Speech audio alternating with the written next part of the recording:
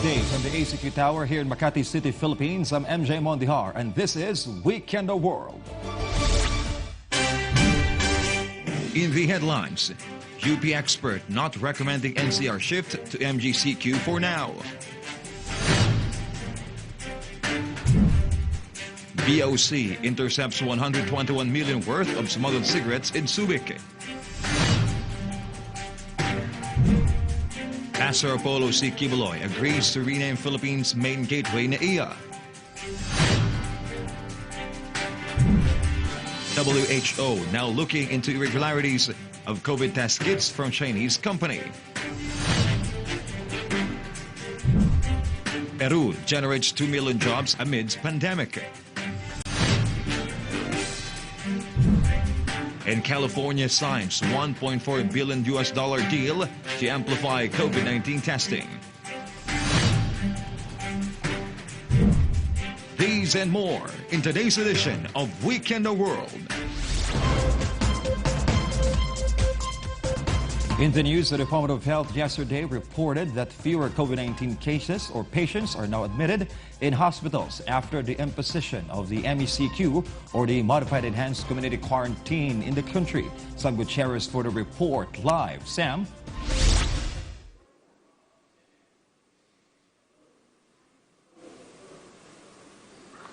According to DOH Undersecretary Maria Rosario Vergeri, 2-week MECQ for healthcare workers in Metro Manila resulted in a slight decrease in the hospital occupancy rate in Metro Manila.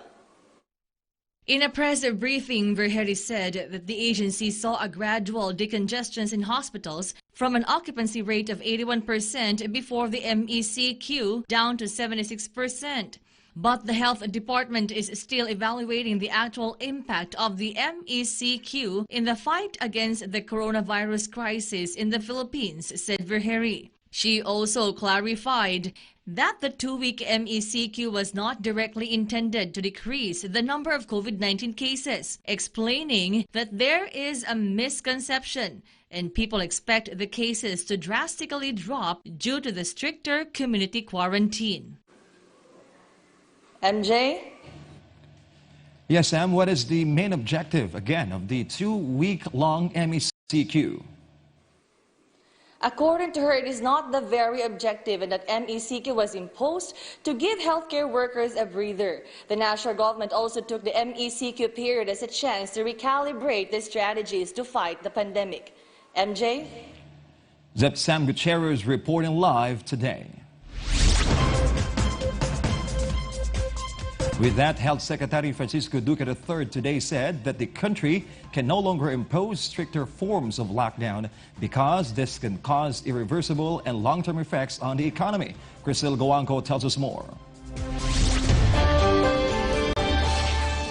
Duque, in a ceremonial launching of the Mask Para sa Masa initiative in Quezon City, said that higher quarantine status of MECQ or ECQ will irreversibly injure, if not damage, the economy beyond repair. He also stressed the need to expand the number as well as the capacity of quarantine facilities. The Philippine economy plunged into recession during the second quarter and contracting by 16.5%.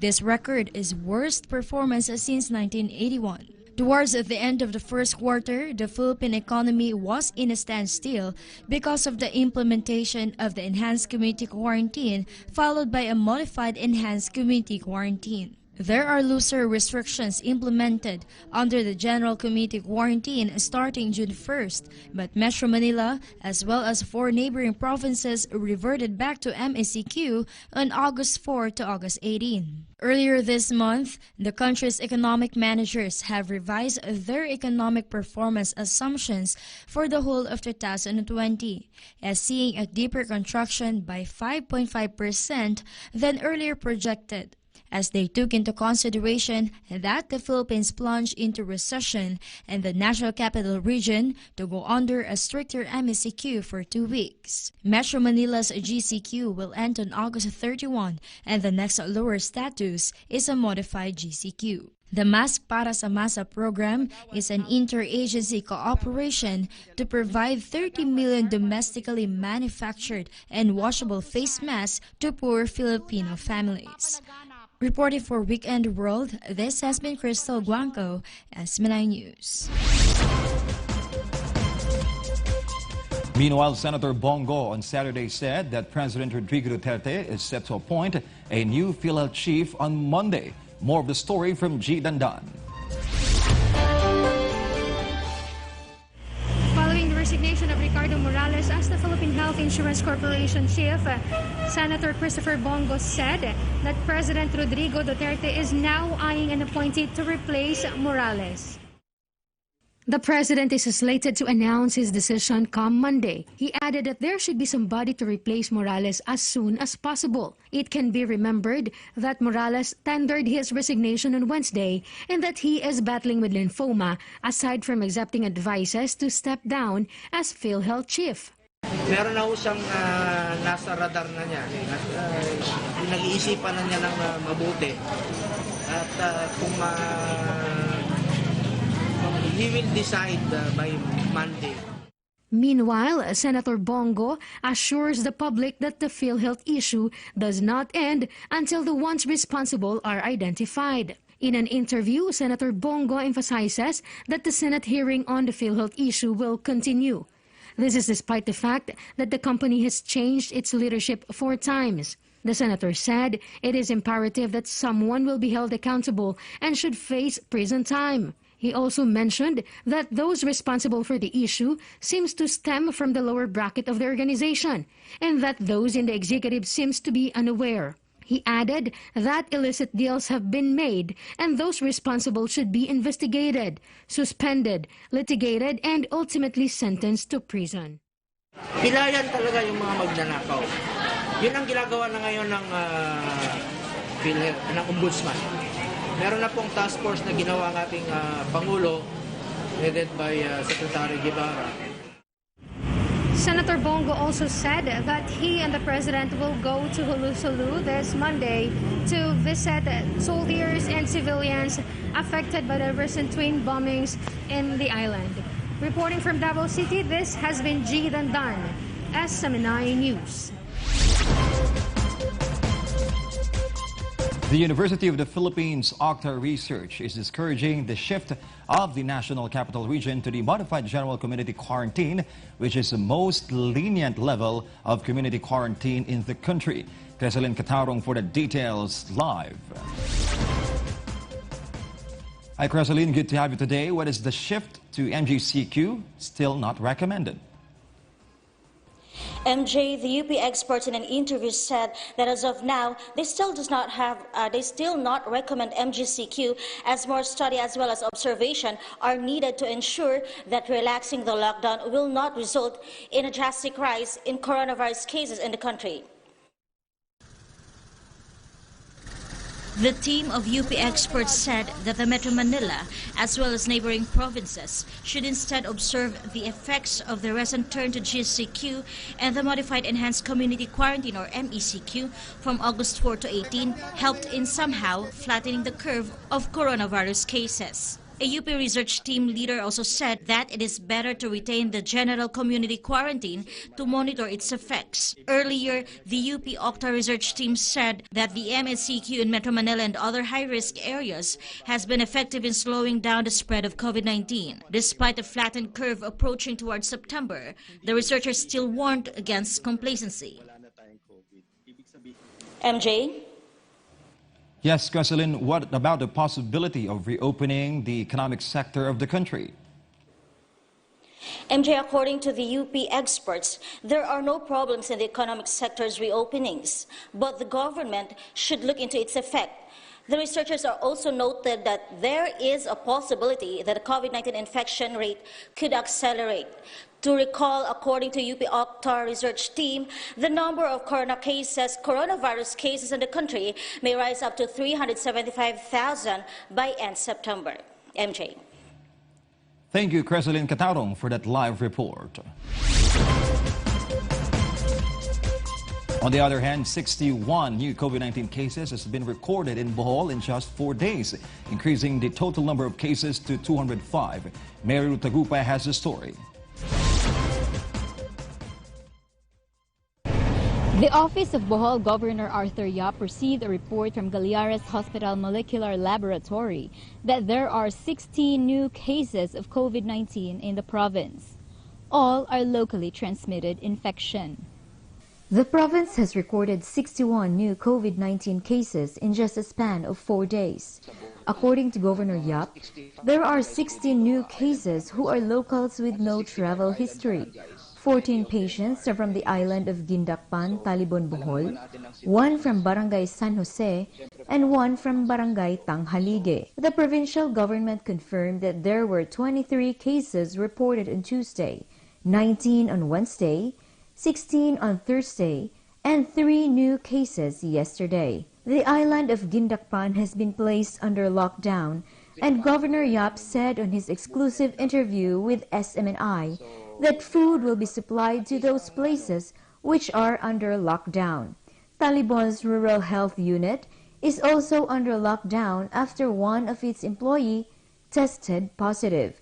The province has now 91 active cases of COVID-19, 107 recoveries, and 7 fatalities. Governor Yap continues to urge the public to strictly follow health protocols to help contain the spread of the virus, and he is faithful to God that he may save Bohol from this pandemic.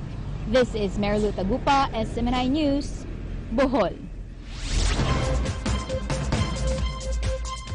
On other news, the Bureau of Customs confirmed that on August 22, the agency has intercepted a 4-by-40 feet container of cigarettes at the Subic port. The smuggled cigarettes estimated to worth 121 million pesos in market value. Paul Montibon for the details live. Paul? MJ, good evening. According to BOC officials, the 4-by-40 containers arrived in Subic Port in August 22 from China and Hong Kong. Were claiming to contain frozen cinnamon bread, frozen pineapple pocket bread, board games, and rubber strips, but were also found to contain various cigarette brands. District Collector Marites Martin said that this latest apprehension of the Subic port is the result of the continuous investigative work and intelligence of the port. She also said that adopting and catching up the modus operandi of unscrupulous stakeholders played a big role in this apprehension, for this is the first time that the BOC has seized cigarettes concealed in a refrigerated container van, adding that it is a general knowledge that cigarettes can't be stored in high moisture containers like reefer vans. But smugglers still found their ways on how to use this kind of transportation. Customs said 100% physical examination is still being conducted by the assigned customs examiners to check if there are other items concealed in the said shipments. Meanwhile, MJ, the Bureau of Customs will be issuing warrants of seizure and detention against the subject shipments, recommending the Batas or the Bureau's action team against smugglers the filing of the criminal charges against the smugglers. Martin also said that this will serve as a warning and a reminder to all that the Customs will not let up this effort to protect the border. MJ. Paul, what are the further details and where are the containers shipped from? These are all from China and Hong Kong, MJ. That's Paul Montibon reporting live today. PPA donations from the business sector and the U.S. government boost Davao City's coronavirus response. This details from Angelique, Canada. More support for protective items from the private sector and the United States government boosted the Davao City's response to the coronavirus disease or COVID-19 pandemic. This week, Davao City received from the PLDT Smart Foundation and the United States government various personal protective equipment. On Wednesday, Mayor Inday Sara Duterte received from the United States Ambassador to the Philippines, Sung Kim, more than 10,800 units of PPEs that include face masks, medical, K995, 995, face shields, gloves, shoe covers, and surgical gowns in a virtual handover. Ambassador Kim disclosed that these efforts are the result of a long-standing special partnership between the United States and the Philippines. The PPEs were purchased through the Biological Threat Reduction Program funded by the U.S. Department of Defense and will be distributed to Davao City's Rapid Response Team and temporary treatment and management facilities. Meanwhile, Mayor Sara expressed her gratitude for the support of U.S. aid to the city government of Davao, the City Health Office, the Department of Health, and the Southern Philippines Medical Center. The United States Agency for International Development, together with American company Protector and Gamble, will also provide 1,450 hygiene kits for the city. PLDT Smart Foundation also committed to installing free Wi-Fi in the tent city for the passengers to use while waiting for the reverse transcription polymerase chain reaction test results. Jeannie Rose Texan, the head of the City Tourism Operations Office, said that the city received 5,000 face masks, 30 hand sprayers, and some disinfectant tablets for the tent city deemed to help in the implementation of health protocols inside the tent city. Just recently, the PLDT Smart Foundation also donated PPEs, disinfectant tablets, and hand sprayers at the Davao International Airport Holding Facility, or tent city. Reporting for Weekender World, this has been Angelique Canada, SM9 News. Meanwhile, despite the initial plan to lift the liquor ban in the area, Davao City Mayor Inday Sara Duterte changed her mind, saying she will study the number of COVID-19 cases, if it's declining or not. More from this story from Valerie Lascano live.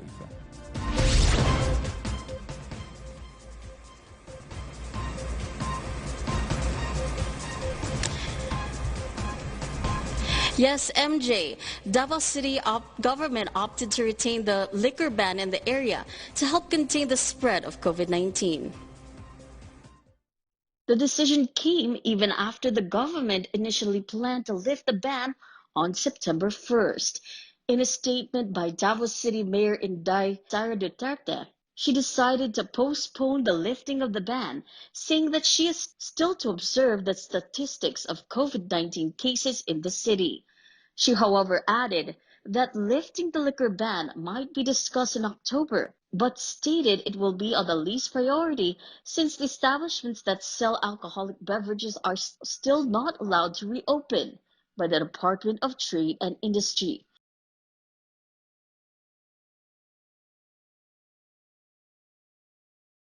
As for the workers who are affected by the closure of the said establishments, the Davao City Mayor proposed to continue sending necessary support like food supplies.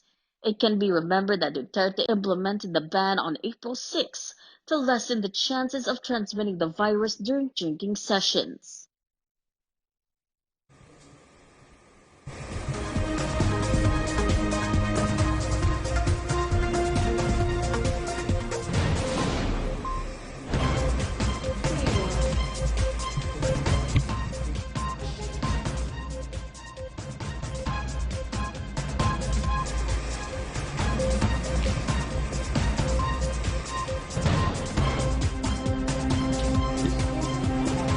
Valerie? Yes, MJ. In allowing the reopening of the said night market, although people might gather in huge number and may transmit COVID-19. Yes, MJ. Meanwhile, Mayor Sara Duterte will now allow the reopening of Rojas Night Market in the third week of September after it was closed on March 12th because of the COVID-19 outbreak.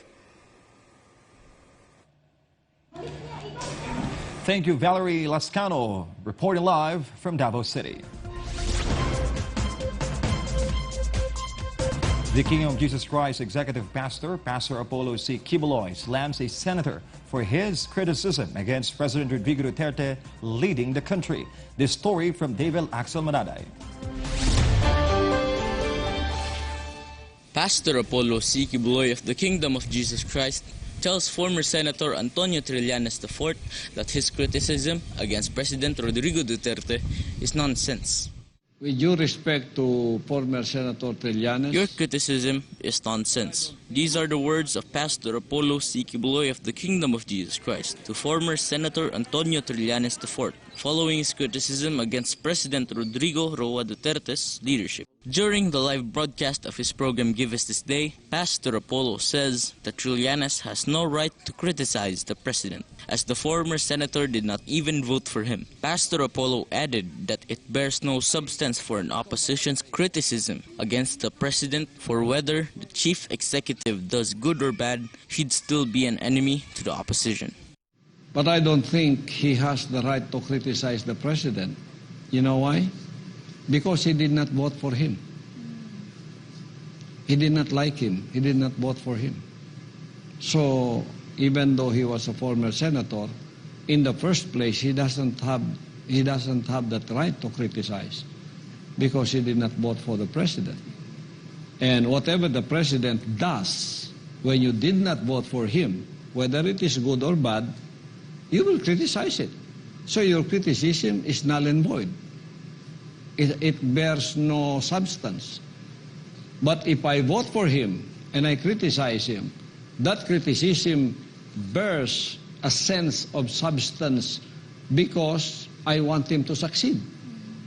But when you're a critic, whether the president, when you are against him, you deem him as your enemy, and you are a critic, whether the president does good or not, it does not matter to you because all you want to do is for him to fail. So your criticism are nonsense. They don't bear any substance. But if you criticize him because you want him to succeed, then well and good, because that is a change of heart. It is also unfair, according to Pastor Apollo, to say that the president to be sleeping on the job as the president of this country. Pastor Apollo, who is a longtime friend of the chief executive, says the contrary instead.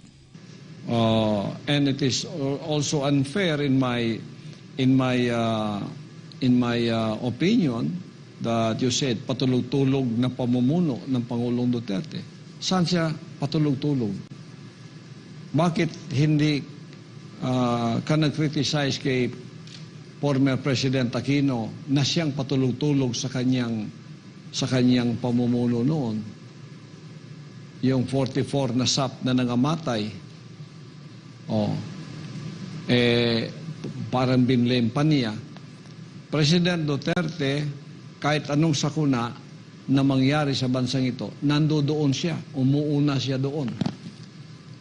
Hindi pa nga siya presidente, mayor pa lang, yung nangyari sa Tacloban. Umuna pa nga siya doon eh. Siya pa nga yung umuna doon. Yung mga helicopters namin dito, dinala lahat kasama niya doon.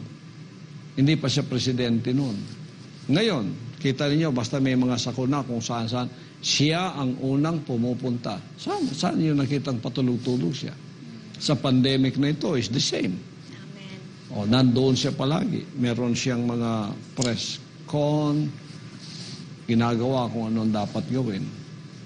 So, para sa akin, unfair yung criticism na ganon.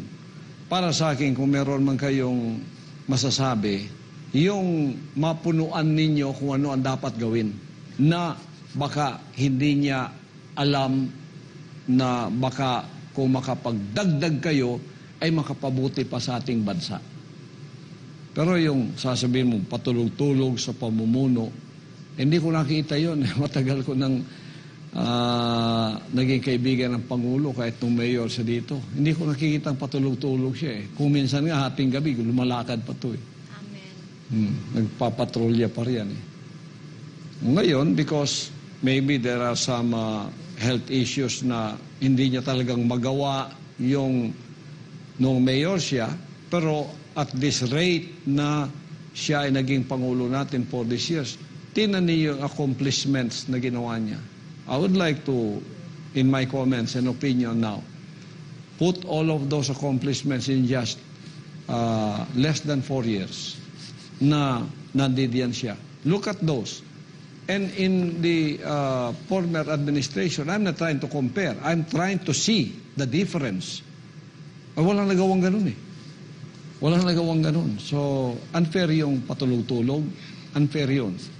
You can say that because maybe you don't like him, he's your enemy, or he's your political enemy, but that's unfair when you say that.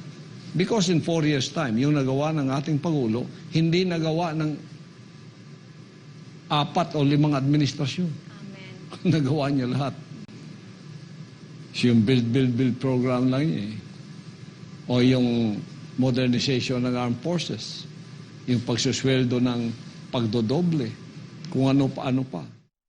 Reporting for Weekender World, this has been David Axel Manaday, SMNI News.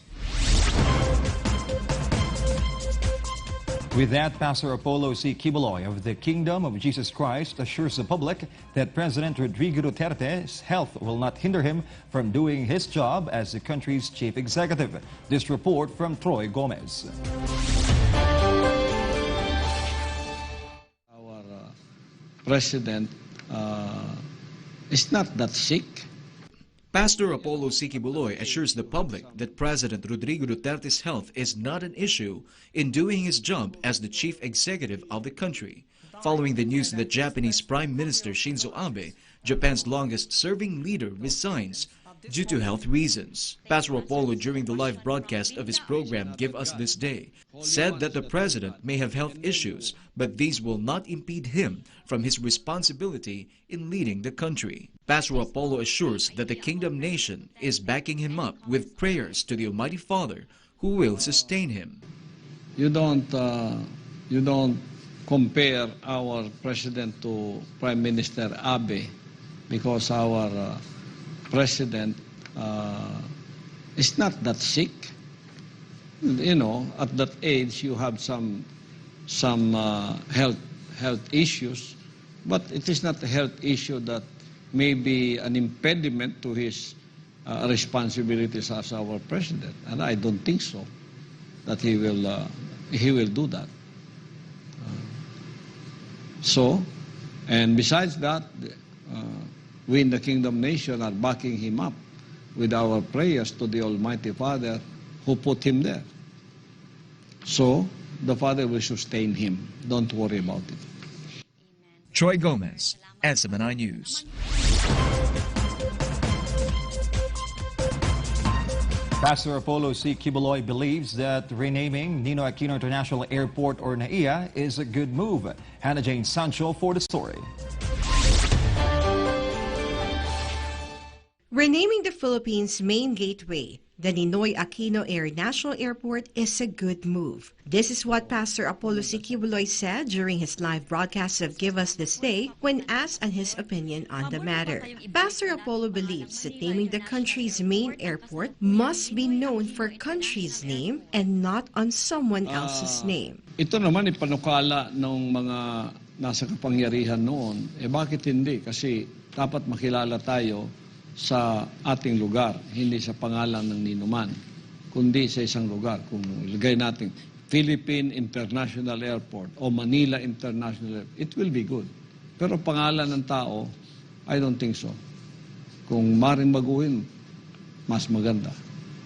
Earlier this year, Presidential son, Deputy Speaker Paulo Duterte, together with Marinduque Representative Lord Alan J. Velasco and ACT-CIS Representative Eric Goya, filed a bill with Congress to rename NAIA to Paliparang Pandaigdig ng Pilipinas. And just recently, lawyer Larry Gadon asked the Supreme Court to nullify a 33-year-old law renaming Manila International Airport to Ninoy Aquino International Airport. Some sectors believe that renaming the airport may be politically motivated. NAIA used to be known as the Manila International Airport. It was renamed in 1987, 4 years after late Senator Benigno Ninoy Aquino III was assassinated at the tarmac. Reporting, this has been Hannah Jane Sancho, SMNI News. Up next, international news gathered by our SMNI News correspondents all over the world, only here at the Weekend of World.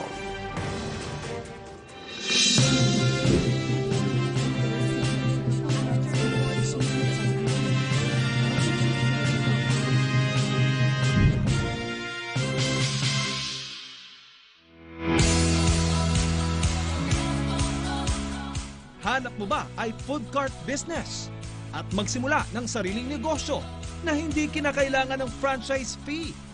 Mura at abot kayang halaga. Narito ang S&D Food Carts para sa iyo.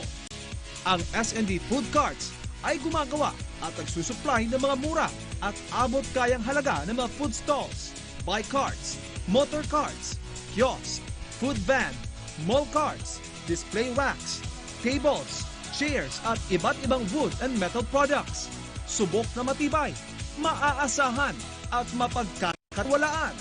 Ang S&D Food Carts pwede ninyong lapitan. Para sa mga interesado, para sa NCR at Luzon area, i-contact lamang ang 0915-488-5424, 0943-128-6738, 0966-760-8310. Para naman sa Mindanao area, i-contact lamang ang 0966-758-5986, 0926-680-7599. Bisitahin lamang ang aming Facebook page, www.facebook.com/SNDFoodCarts, at mag-email sa sndfoodcart@gmail.com. Para sa negosyong swak na swak, S&D Food Cart, your partner to success.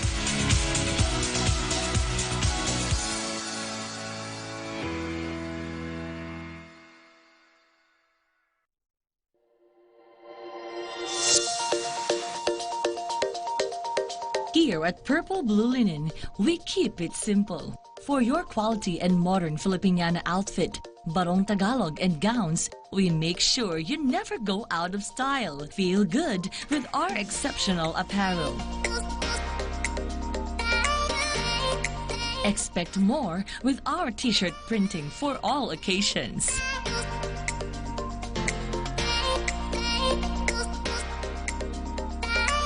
For quality that never goes out of style, choose Purple Blue Linen. For inquiries, contact Purple Blue Linen at 0995-403-3513 and 0915-137-4087.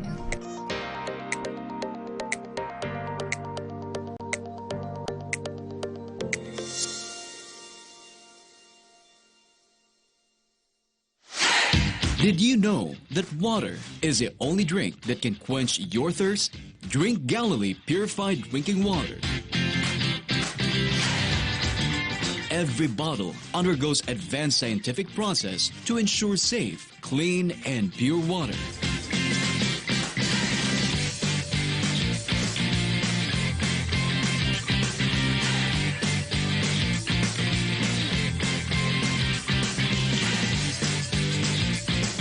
So what are you waiting for?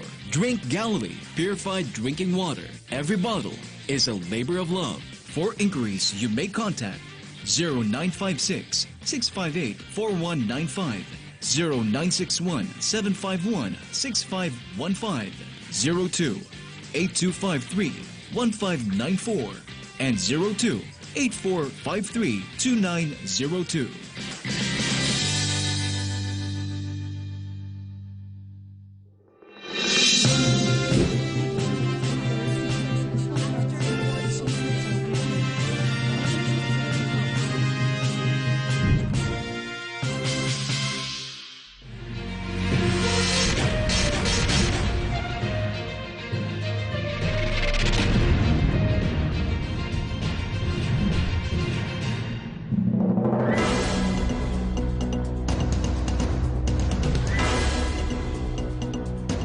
You're still watching Weekend of World, and for our latest updates around the globe, we have our international anchors to give us the latest stories. Let's start with Asia. We have Val de Gracia today. Val, what's happening in Asia?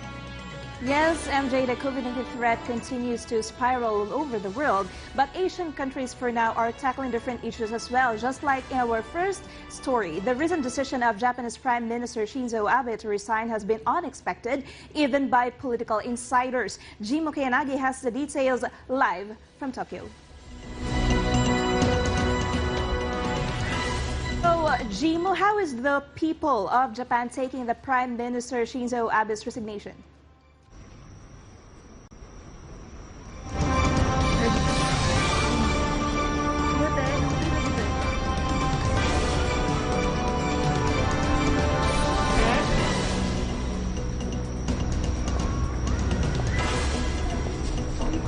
Jimo?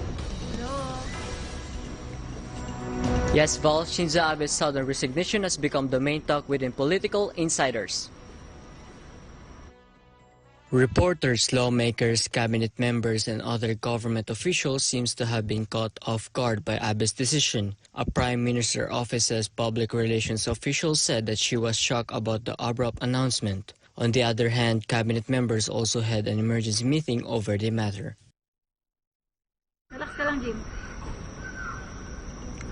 For now, not only the public but even Japanese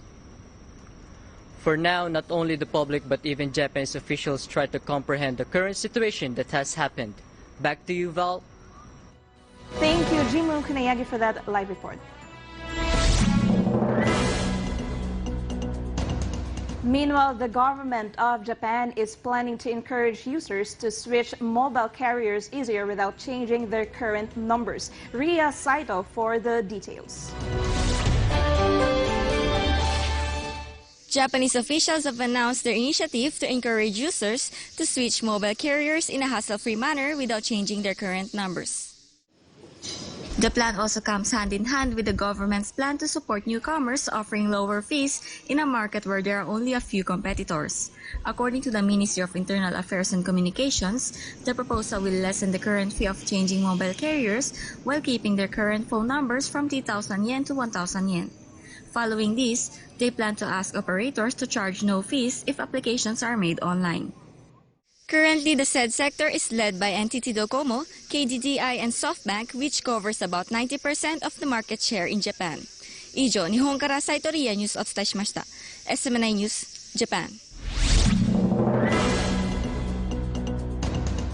The Japanese government will ease re-entry ban on foreign residents come September. The details on this report from Kent Hashimoto.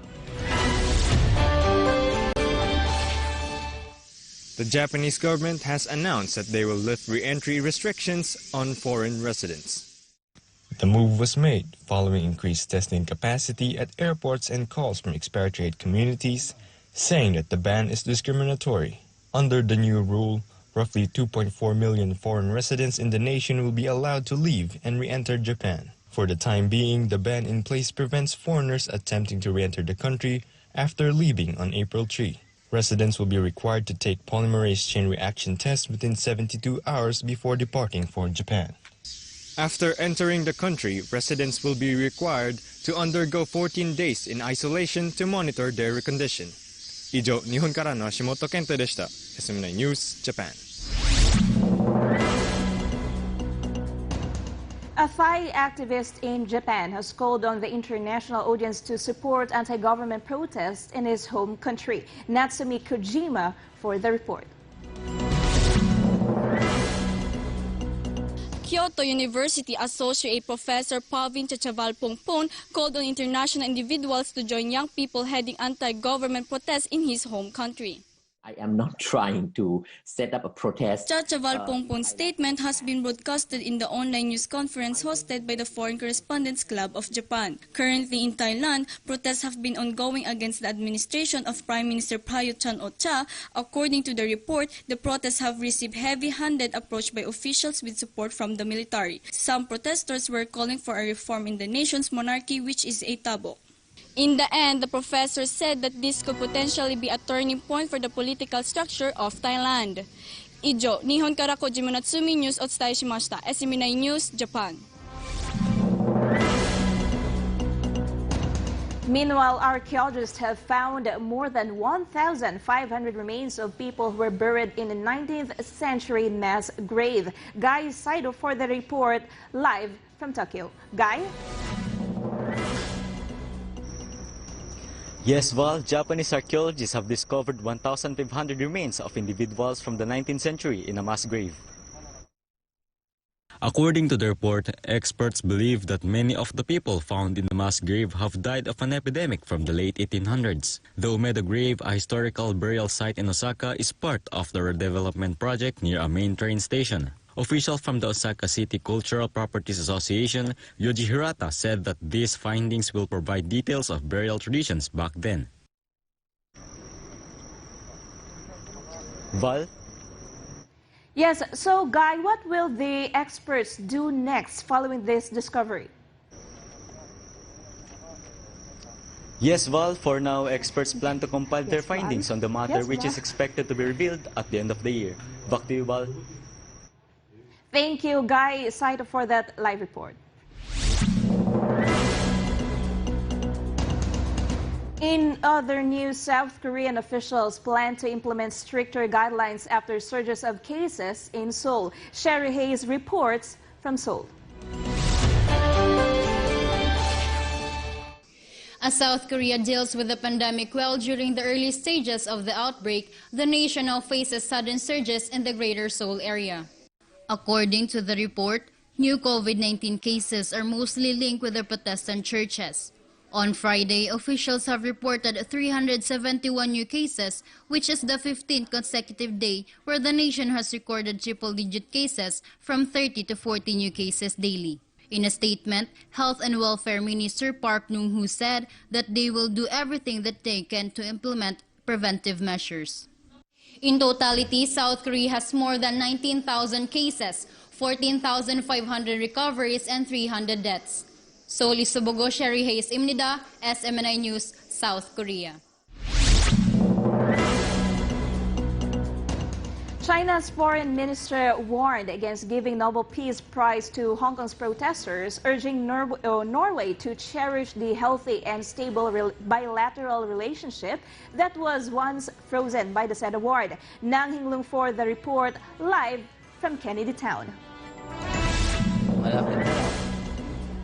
Hing? Anuin mo kung saan ka.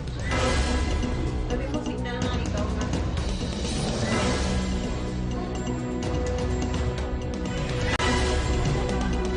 Meanwhile, general jobless rate in Macau rises. General unemployment rate in Macau reaches 2.7% in between May and July, 0.2% higher from April to June survey period. Jesse Esberto files this report. General unemployment rate in Macau reaches 2.7% in between May and July, 0.2% higher from April to June survey period. This is according to the statement issued by the Statistics and Census Bureau, or DSEC, on Thursday. It also shows 3.8% of unemployment rate from local residents during May and July survey period, adding percentage point of 3.3% underemployment rate. A total of 277,700 employed residents were reported, down by 1,600. Report also shows that number of employed residents in the gaming and retail sectors decreased, but having the opposite in the construction sector. Labor market entrants rose to 3.7% to 9.2% of total unemployed because of fresh graduates looking for their first job. According to the statement by the Labor Affairs Bureau, Macau has a record of 183,219 non-resident workers, where mainlanders are Filipinos, Vietnamese, Indonesians, Nepalese, and Hong Kongers has the greatest numbers. A tally of 30,029 were employed as domestic helpers from the non-resident workers, and 55.8% of them were Filipinos. Reportagem de Macau. Esta foi a notícia de Jesse Esberto, SMNI News, Macau, China. Japan and Laos foreign ministers discussed that as early as September, both countries will ease travel restrictions for expats. Mek Dang Siyong for the details. Sabaydi, Japan and Laos agreed to ease travel restrictions for expatriates traveling as early as September. The expatriates will be allowed to travel but must undergo a self-isolation for 14 days after entering their respective countries. According to Japanese government, the move was agreed by Foreign Minister Toshimitsu Motegi and his Laotian counterpart Salumsai Komasit during their talks in Vientiane. Meanwhile, Motegi also stressed that the entry of Laotian students with Japanese scholarships will be realized at earliest opportunity. Japan's foreign ministry also said that they would speed up coordination for resuming business trips in the country. To recall, Laos is among the 16 countries and regions in which Japan is discussing to ease entry restrictions. But Langen, Common Yivenchen, Patet Lao, Common Laikan, Mek Vang Siong, SMNI News, Lao. Singaporeans with registered SingPass accounts will start receiving digital push notifications from Immigration and Checkpoints Authority regarding identity cards and passport-related matters. Zeus Lazo for the report. Residents of Singapore with registered SingPass accounts will start receiving digital push notifications on identity card and passport-related matters.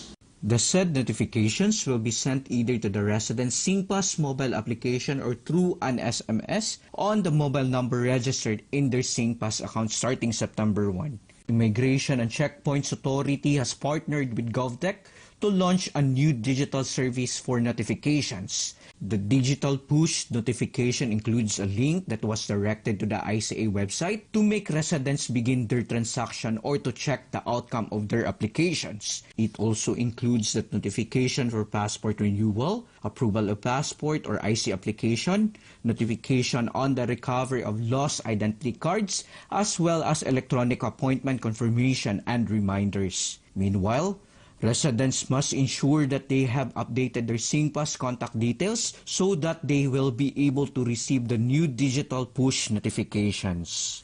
Furthermore, those that do not have SingPass accounts will continue to receive hard copy letters or emails if they have registered an email address with Immigration and Checkpoints Authority. This has been Zeus Lazo, SMNI News, Singapore. Malaysian Finance Minister Tengku Zafrul Aziz said there is nothing wrong with direct negotiation contracts, backtracking from accusing the previous Pakatan Harapan government days ago of giving out billions of ringgit worth of contracts without any tender. Fredzy Howard tells us more from Kuala Lumpur. So, Fredzy, how is the Malaysian Finance Minister justifying his statement? Yes, Val, Data Sri Tengku Zafrul stressed that the issue should not be politicized, saying that there are policies which enable justification for direct negotiations under Section 6, Sub-Regulation 1 of the Financial Procedure Act 1957. According to him, it is just factual and a reflection of what was signed based on the data that he has in the Ministry of Finance, stressing that it should not be an issue. Earlier, his predecessor Lim Guan Eng responded to Zafrul's statement in Parliament on Monday that the Pakatan Harapan administration dished out over 6.61 billion Malaysian ringgit in 101 direct nego contracts. The government on Wednesday also released the said details of the 101 contracts.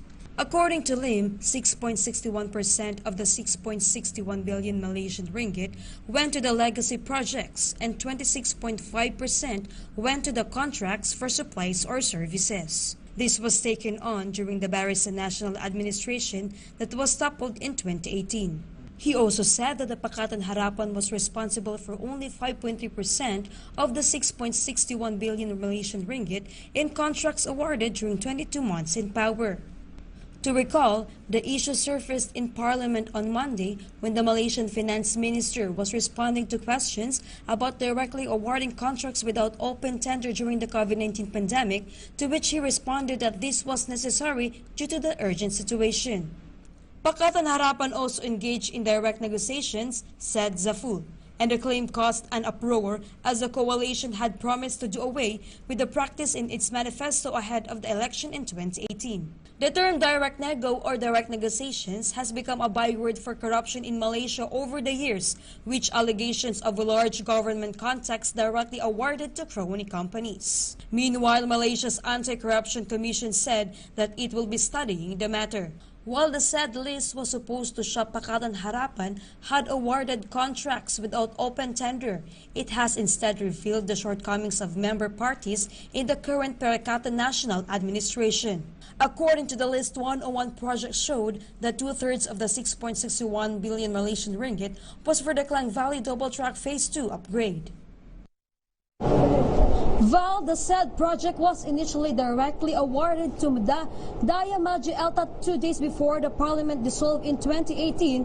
Pakatan Harapan had cancelled the 5.3 billion Malaysian ringgit deal before we award it in 2019 to Daya Maju Eltat, a joint venture involving the Armed Forces Pension Fund at a cost of 4.5 billion Malaysian ringgit. Back to you, Val. Thank you, Frazi, for that live report. In other news, a Vietnamese national was arrested by local authorities after being caught trafficking 2.8 kilograms of drugs from Laos. Jonas Escobar for the report. Sinshaw, police authorities arrested a local citizen for trafficking 2.8 kilograms of drugs from Laos back in Vietnam.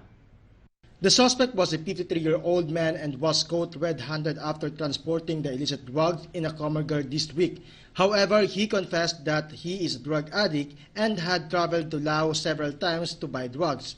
He stressed that he brings it back to Vietnam for both use and resale. Furthermore, according to Vietnam's law, those that are convicted of smuggling over 600 grams of heroin or more than 2.5 kilograms of methamphetamine will be punished by death. Meanwhile, those that are trading 100 grams of heroin or 300 grams of other illegal drugs will also face death penalty.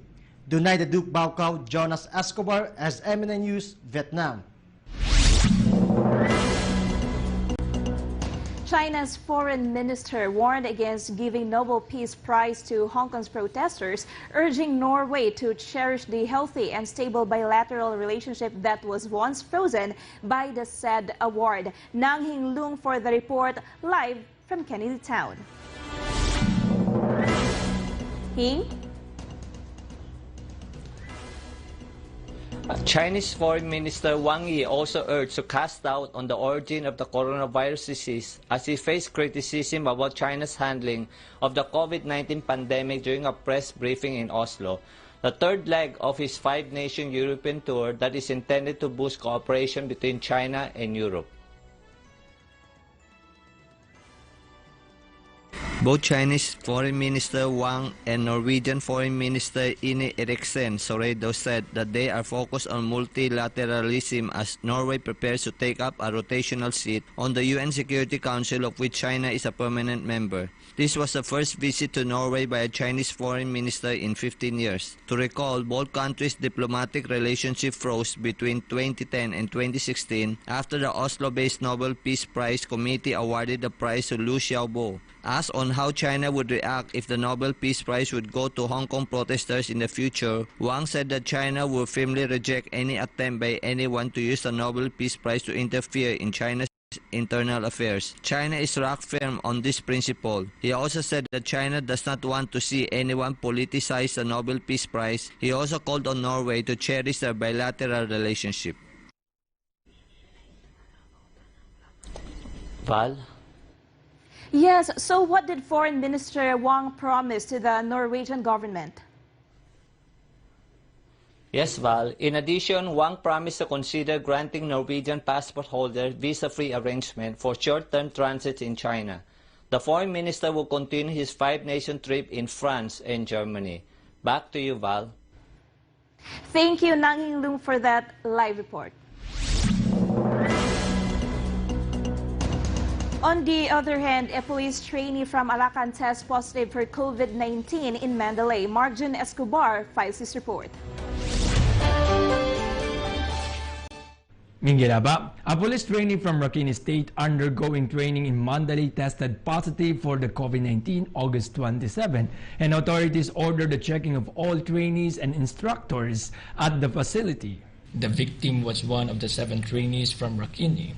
The training program consists of 101 trainees nationwide.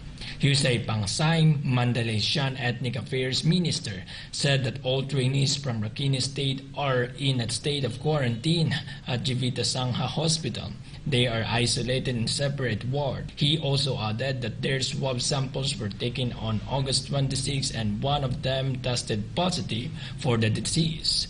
Mandalay urged all people from Rakini to inform their respective township or village administration office and must undergo home quarantine. Mandalay area has so far received 145 returnees of Rakini as August 27, and the swab sample have been taken and rested. Iniarting Yangon, Chachimiatra, Chachimfuchi, Chuno Name, Mark Jean Escobar as MNI News, Myanmar. And that's all from the Asian countries. Once again, and Vile Divino Gracia for Week and the World. MJ? Up next, in the Middle East, Africa and Australia, Shinzo Abe's resignation unexpected by government officials. China warns against giving Hong Kong protesters Nobel Peace Prize. And Thai government approved motion for constitutional reform. These and more after the break. Israel.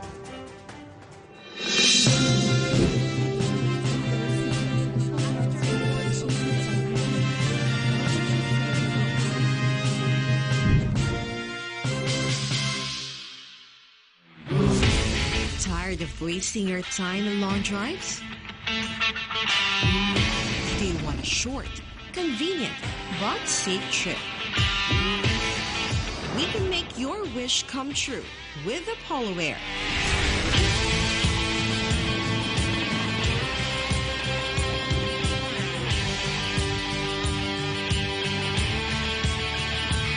Our chartered helicopters are available for all your private, corporate, and leisure travels in Mindanao and other parts of the country. Highly experienced and dedicated team of experts can take you to your destination safely, comfortable, quickly, and on time. So elevate your travel experience with Apollo Air's helicopter charter. Apollo Air's helicopter charter service is your reliable and trusted partner in all of your travels, anytime and anywhere. So book your flight now.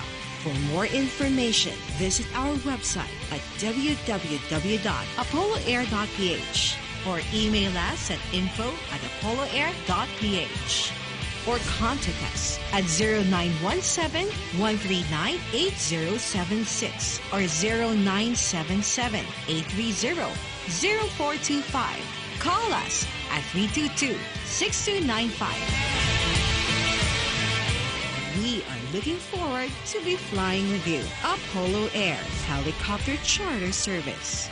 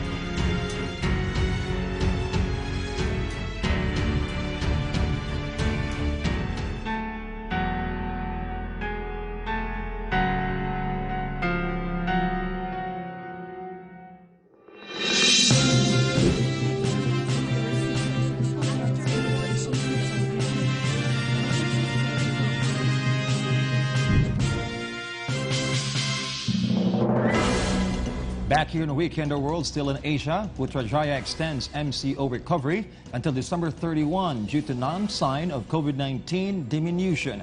Ariana D for the details live. Ariana.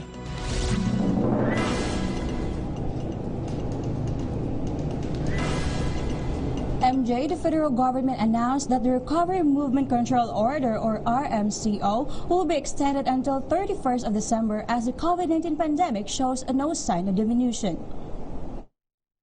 Prime Minister Tan Sri Muhyiddin Yassin said that the situation remains under control, but the government will enforce targeted MCOs as it did before, in the event of an increase in cases of some local areas. Meanwhile, foreign visitors are still forbidden to enter the country to avoid the emergence of import cases in the country. In conclusion, he called on the public to always be mindful of their obligations and helping monitor the spread of COVID-19 in the spirit of 63rd National Day. Currently, the Ministry of Health reported 10 new cases of COVID-19 in the country, with 8 cases being imported and 2 local transmissions. MJ? Yes, Ariana, how is the COVID-19 cases in Malaysia? Yes, MJ, there are currently 9,306 cases in total, with 151 new cases being treated, said Director General Tan Sri Dr. Nur Hisham Abdullah in a press briefing. Back to you, MJ. That's Ariana D reporting live from Malaysia. To give us the updates in the Middle East, Africa, and Australia, Angel Pastor will give us the news. Angel.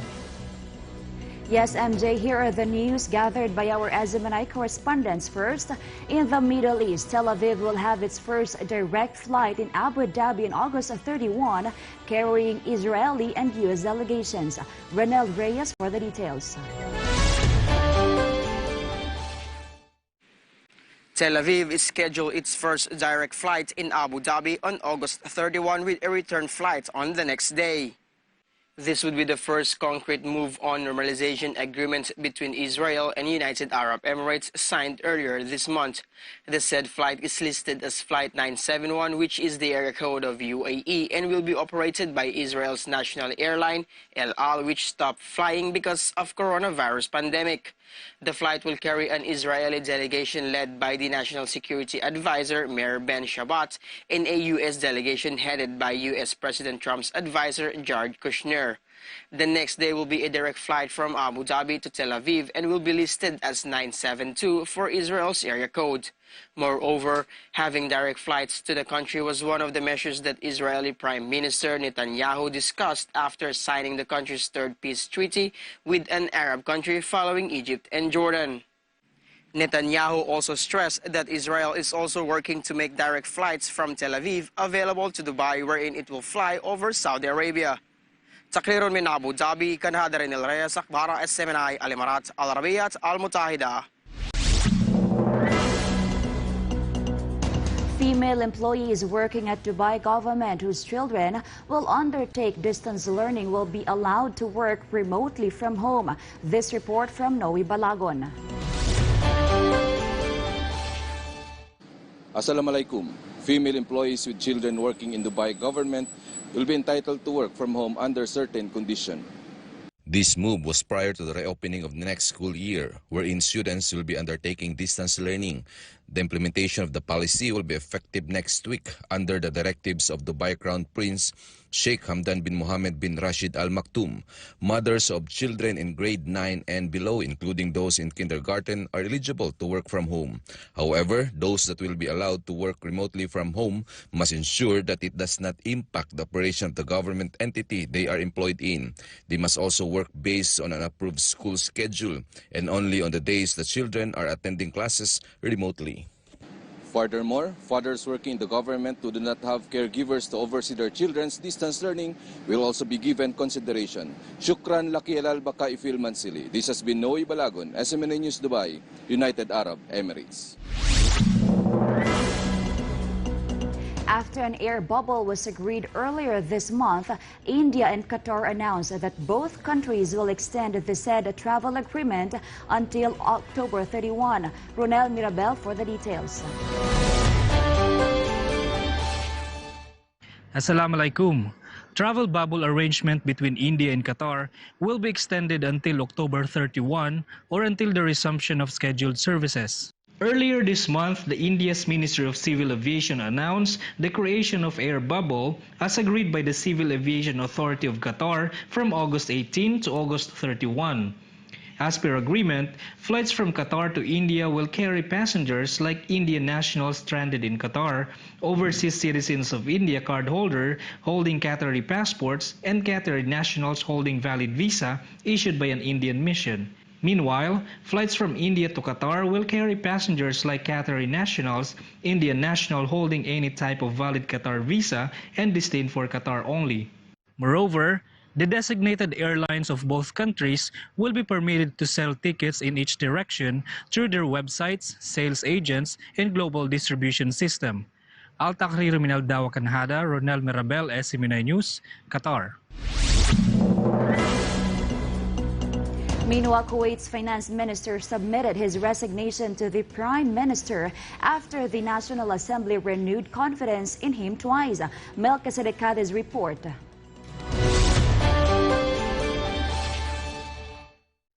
Assalamu alaikum. Finance Minister of Kuwait Barak Al-Shitan has submitted his resignation to the Prime Minister. Now the Finance Minister still not left his post as the final decision is in the hands of the Prime Minister. Shitan stressed that submitting his resignation to the Prime Minister was a normal procedure after passing vote of confidence in the Parliament. However, Shitan didn't mention any reason for submitting his resignation, but sources say that the move was because of the country's severe financial crisis. Previously, Shitan said that the country is facing difficulties in providing state employees' salaries due to lack of liquidity for the fiscal year that ends next March. To recall, Kuwait recorded a deficit of 18.4 billion in its budget for 2019-2020 fiscal year, which is a 69% increase from the previous year. Barakallahu fikum jamian. Kanhada Melchizedek Cadiz, Akhbar SMNI, Kuwait. A group of doctors in Israel will utilize new treatment in curbing COVID-19 in the country. Shimwal Eden files this report. סוף שבוע נעים לכל הצופים.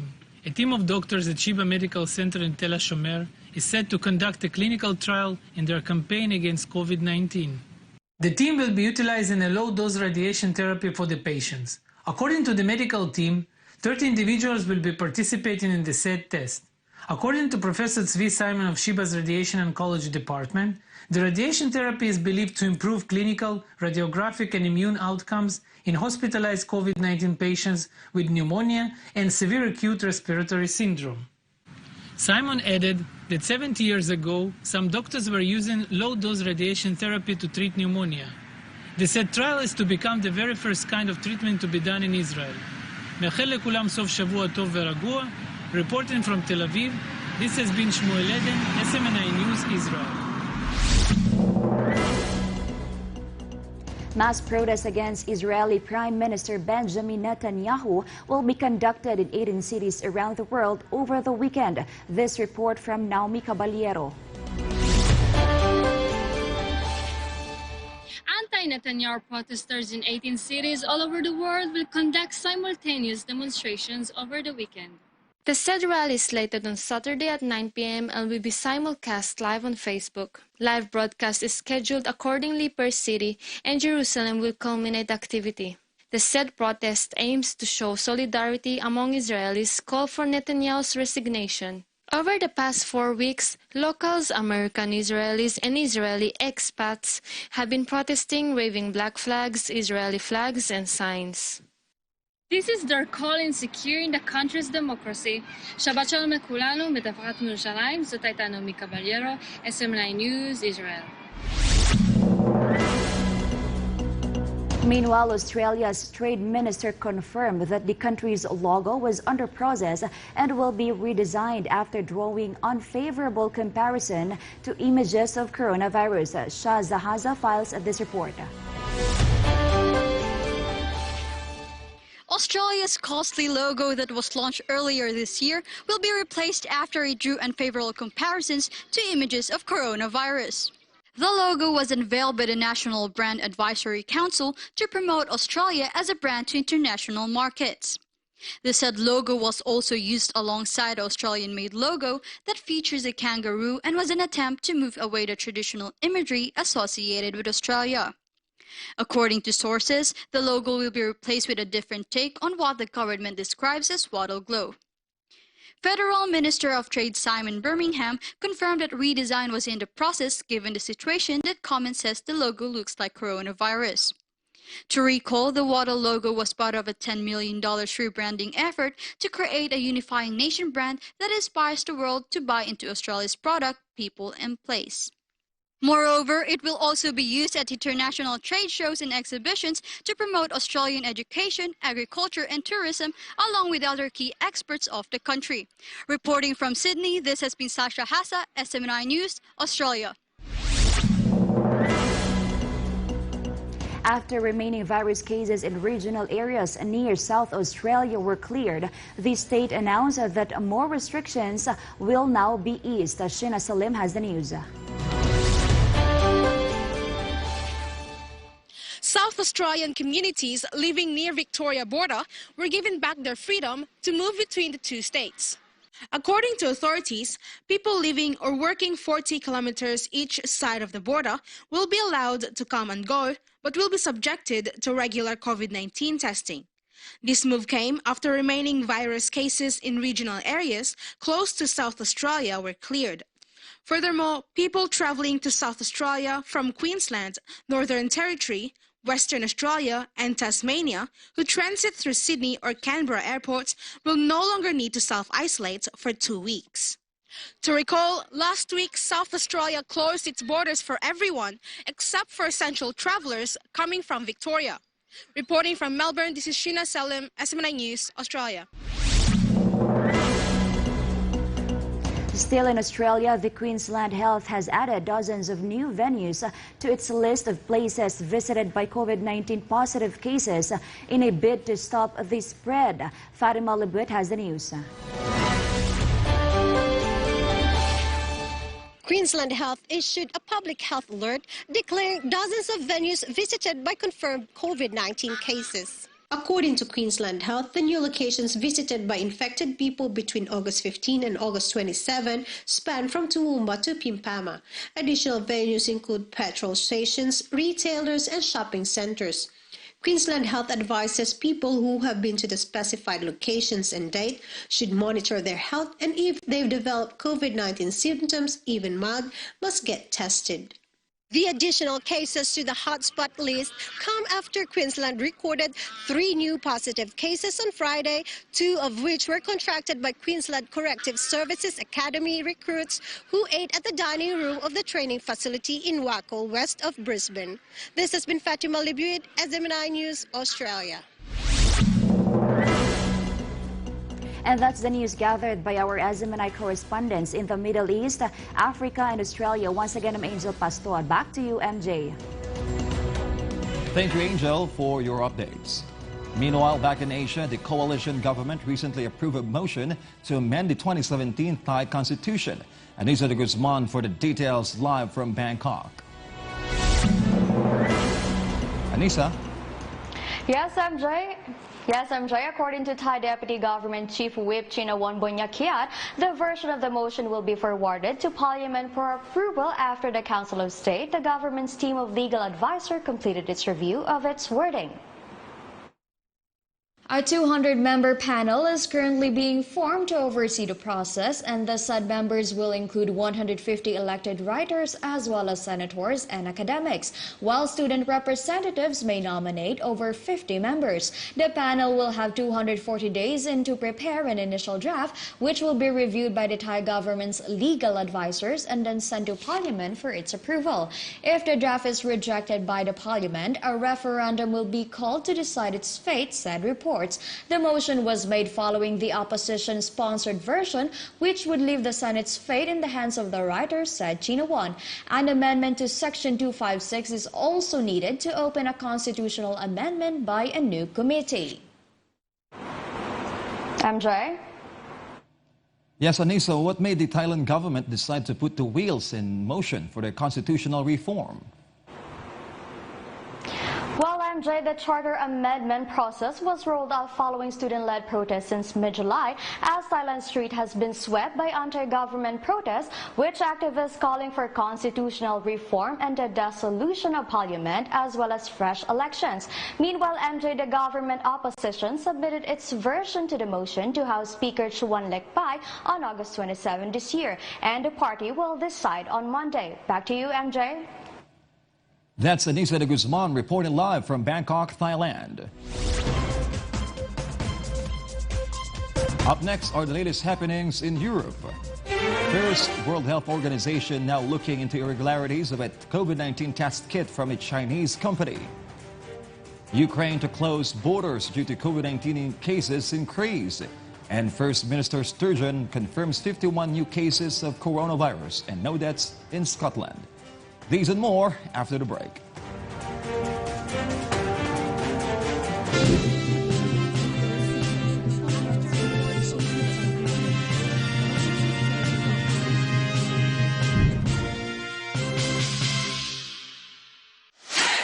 Did you know that water is the only drink that can quench your thirst? Drink Galilee Purified Drinking Water. Every bottle undergoes advanced scientific process to ensure safe, clean, and pure water.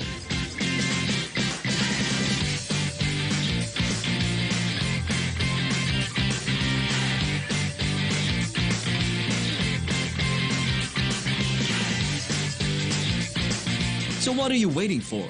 Drink Galilee Purified Drinking Water. Every bottle is a labor of love. For inquiries, you may contact 0956 658 4195, 0961 751 6515, 02 8253 1594, and 02 8453 2902.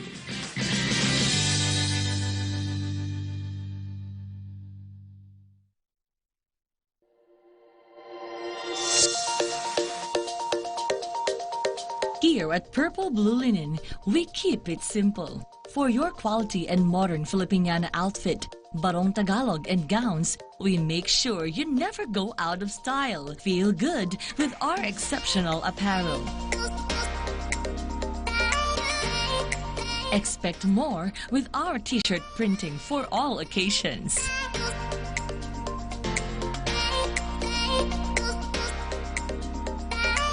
For quality that never goes out of style, choose Purple Blue Linen. For inquiries, contact Purple Blue Linen at 0995-403-3513 and 0915-137-4087.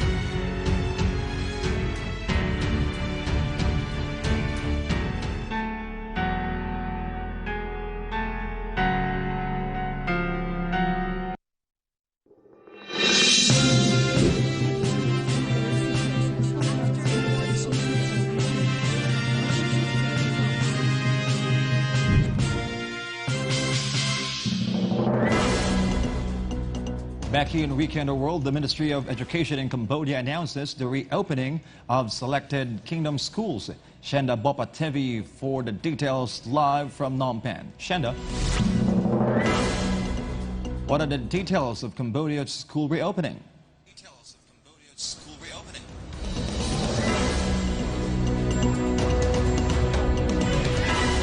Shenda.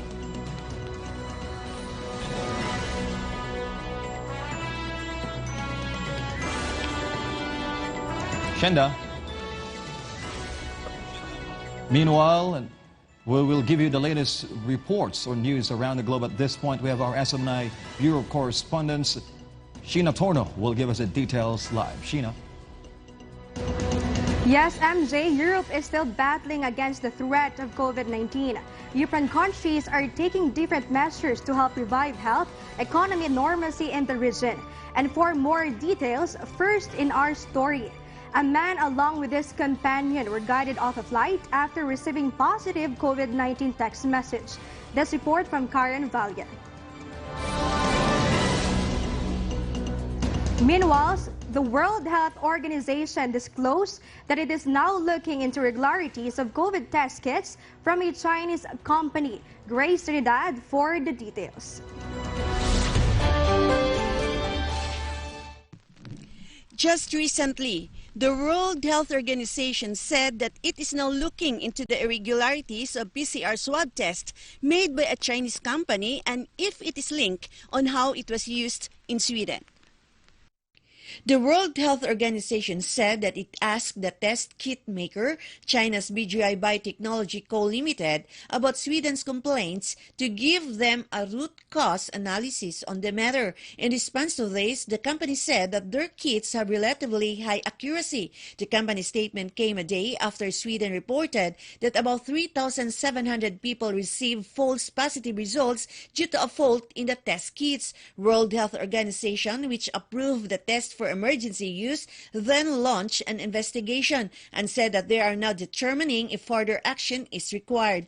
Meanwhile, the test kit maker said that the high positive rate was due to the amount of virus inside asymptomatic patients and that it can also be linked to the various sensitivity standards of countries and regions. The BGI further explained, and we quote, that for asymptomatic infections, nucleic acid tests with high sensitivity reagents would generate a positive test results. And if nucleic acid test results from low sensitivity reagents are used as the standard, test results from high sensitivity reagent will then be regarded as false positive and vice versa. The company has been in hot water after the media reported about the matter. The Swedish Public Health Agency maintained that the kit could not distinguish between the very low levels of the virus and a negative result. Deter Adicenas Tiniheter na Yusnu, reporterar here from Skåne, Deter Grace Trinidad, for SMNI Nyheter i Sverige. On the other hand, Moscow's local authorities urging its residents to go on trial of the potential COVID-19 vaccine. Stanislav Lapushansky files this report from Moscow. The mayor of Moscow, Sergei Sobyanin, is encouraging the local to join the trial of coronavirus vaccine. This came after the Russian government has approved the use of the vaccine earlier this month. Sobyanin said the post-registration research will last 6 months and involve 40,000 people. According to the government officials, it was a breakthrough for the country, just like with the Soviet Union's launch of the world's first satellite in 1957. But on the other hand, health experts around the globe expressed unease regarding the vaccine for its fast-track process. Many scientists also suggested to try it on tens of thousands of people to prove it is safe and effective before being licensed. С вами был Станислав Лопушанский. Новости СМН Россия. Meanwhile, a man along with his companion were guided off a flight after receiving positive COVID text message. This report from Karen Valya live. Karen? A couple has been escorted off a plane after the man received a text message that he is positive of COVID-19. The two just boarded the Ryanair plane destined to Pisa, Italy from Stansted Airport when the message arrived. The good thing that the couple did is they immediately alerted the cabin crew and they were guided to an isolation area at the terminal. According to the airline, both passengers were seated for only 10 minutes and they both followed strictly the health protocols and they were both masked the whole time at the airport. However, the flight was delayed by 1 hour and 20 minutes as seats and overhead cabins were disinfected. Companies stated that there was little risk of COVID-19 transmission to other passengers or crew members, and a video has been posted on social media capturing the couple being escorted by the officials in protective suits.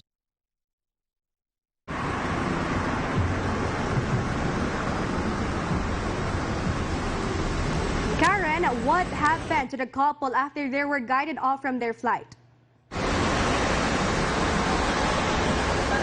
Sheena, a spokesman of Stansted Airport, as fire service members helped in leading the couple out of the aircraft to an isolation area. Sheena? Thank you, Karen, for that live report. Ukraine is set to lock down its borders as number of COVID-19 cases continue to rise. This report from Reina Arpon. Ukraine is closing its borders today on August 29. This is due to sudden increase of COVID-19 cases in the country. According to Prime Minister Denis Shmyhal, the lockdown will go through until October 31. But foreign nationals with Ukrainian residence permit and members of international and humanitarian missions will be excluded in the entry ban. To date, Ukraine now records 112,059 confirmed COVID-19 cases, on which 2,403 have died and 54,217 have recovered from the infection. Meanwhile, the region of Ukraine has been divided into 4 zones since August 1st, with different safety protocols depending on COVID-19 situation in their area. З вами була Рейна Арпон. Новини СМН Україна. MJ, that's the latest developments in Europe. Our SMNA Europe news team will keep you updated. Once again, I'm Sheena Torno. Back to you, MJ. Thank you, Sheena, for those updates. Meanwhile, back in Asia, the Ministry of Education in Cambodia announces the reopening of selected kingdom schools. Shenda Bopatevi from Cambodia will tell us the details live. Shenda, what are the details of Cambodia's school reopening? MJ, the Ministry of Education, Youth and Sports has announced the reopening of some public schools throughout the country from grades 9 to 12, but only 4 low-risk provinces such as Kratie, Stongtreng, Ratanakiri, and Bundulkiri town will reopen public schools of all classes. The reopening of the second phase for some public schools and some private schools will begin on September 7. Meanwhile, the examination of the high school diploma will take place on the 21st of December and the examination of the lower secondary school diploma on November 30. Also, the ministry guidance said on Thursday that it would explore the possibility of opening public schools on a limited scale in other capital cities and provinces. Private schools need to apply for reopening for the second stage from kindergarten to high school and sign an agreement with the ministry beforehand. Phnom Penh's Baktuk High School, which has the country's largest number of 12th grade students, was chosen as the first school to reopen in the second phase and includes in-class research and distance learning using technology.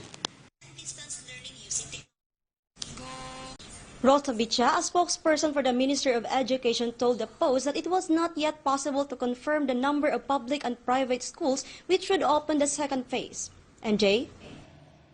That's Shenda Bopatevi reporting live from Cambodia. Up next in South and Central America. COVID-19 death toll in Brazil tops 118,000. Bolsonaro's eldest son tests positive for COVID-19. And Amazon fires poison the air of the world's biggest rainforest. These and more after the break.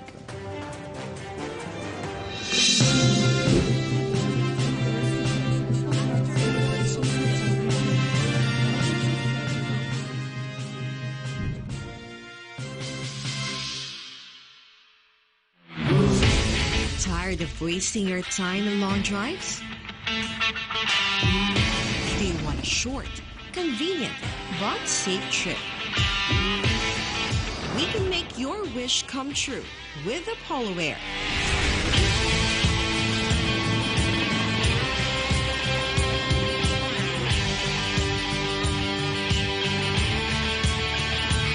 Our chartered helicopters are available for all your private, corporate, and leisure travels in Mindanao and other parts of the country. Our highly experienced and dedicated team of experts can take you to your destination safely, comfortable, quickly, and on time. So elevate your travel experience with Apollo Air's helicopter charter. Apollo Air's helicopter charter service is your reliable and trusted partner in all of your travels, anytime and anywhere. So book your flight now.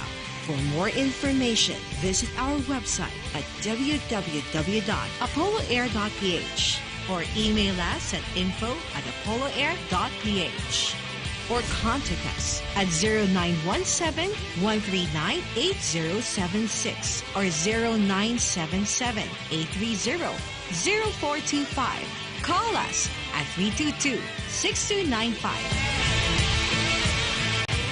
We are looking forward to be flying with you. Apollo Air Helicopter Charter Service.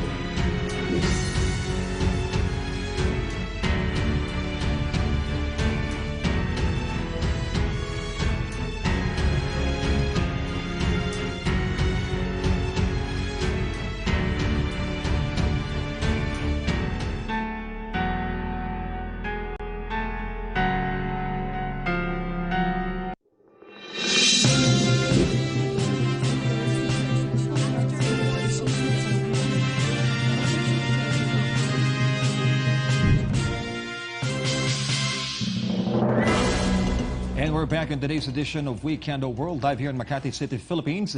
To continue our latest updates around the globe, let's hear more from Cristril Guango from SMNI South in Central America. MJ, although some countries belonging to regions with highest level of contagion are beginning to display slight decline in infections, Latin America still have crossed the 7 million mark in the latest calculations of Johns Hopkins University. For more updates, Brazil records 44,000 cases and 98 new deaths with COVID-19 in the past 24 hours. Natalia Parado for the details. In the past 24 hours, the Ministry of Health confirmed 984 deaths and 44,235 new cases with COVID-19, bringing the total to 118,649 deaths and 3.76 million confirmed cases. The estimated recovery is 2.94 million, equivalent to 78.4% of those infected, with 695.4 thousand cases being monitored. Of the 984 confirmed deaths, 415 occurred in the past 3 days. Meanwhile, São Paulo has the largest number of cases, with 784.4 thousand, and deaths of the virus, with 29.4 thousand. Bahia with 247.8 thousand, Rio de Janeiro with 219.1 thousand, Ceará with 210.7 thousand, and Minas Gerais with 205.9 thousand. Add the other 4 states with more than 200,000 confirmed cases. Regarding deaths, Rio de Janeiro records 15,800. Ceará confirms 8,300. Pernambuco adds 7,400, and Pará accumulates 6,100 fatal victims of the disease. According to figures from Johns Hopkins University, Brazil is the second country in the world with more confirmed cases and more deaths by the COVID-19, and the first with the highest number of recovery.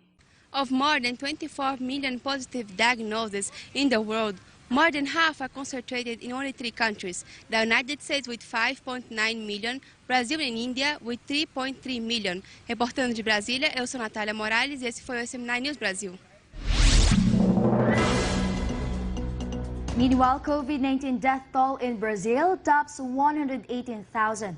Danilo Orantes files this report from Rio de Janeiro. Brazil recorded 984 COVID-19 deaths in the previous 24 hours on Thursday, bringing the death toll to 118,649, according to the Ministry of Health. Tests reported 44,235 new cases of infection over the same period, raising the overall case load to 3,761,391. So far, the cumulative number of recoveries for the nation is 2,947,250. The first case in Brazil was registered on February 26 in the city of São Paulo. São Paulo, the country's most populous and developed state, has the highest COVID-19 death toll of 29,415, nearly a quarter of Brazil's total deaths. The neighboring state, Rio de Janeiro, has the second highest death toll of 15,859. Brazil ranks second only after the United States in terms of both COVID-19 cases and deaths. Transmitindo do Rio de Janeiro. Aqui falou Danilo Arantes, SMNI News Brasil. Brazilian President Bolsonaro's eldest son, Senator Flavio Bolsonaro, confirmed that he tested positive for COVID-19, but he was asymptomatic. To know more, here's Chris Aklo for the details. 39-year-old Brazilian Senator Flavio Bolsonaro, President Jair Bolsonaro's son, recently released an official statement that he was feeling fine while isolating at home and taking chloroquine and azithromycin as part of a treatment against the virus. President Bolsonaro himself is a big supporter of chloroquine, an anti-malarial drug, despite the lack of solid scientific evidence that it works against the coronavirus disease. Senator Flavio Bolsonaro is the 4th member of the presidential family to test positive for COVID-19. The Brazilian president himself was infected by the virus last month, prompting him to self-isolate. First Lady Michelle Bolsonaro also tested positive days later, and the president's 4th son, Jair Renan, also tested positive last week. COVID-19 has affected more than 3.6 million people in Brazil, with 115 fatalities. The country reportedly has the 2nd highest number in the world after the United States of America. Eu sou Chris Aklo, reportando de Brasília, esse foi o SMNI News Brasil. President Bolsonaro promulgates anti-pandemic legislation after Congress overturns vetoes. Frederico Vaz Villoso files this report from Sao Paulo. In the Thursday night extra edition of the official Gazette, President Jair Bolsonaro, without a party, promulgated sets of steps previously vetoed by himself but overturned by the National Congress.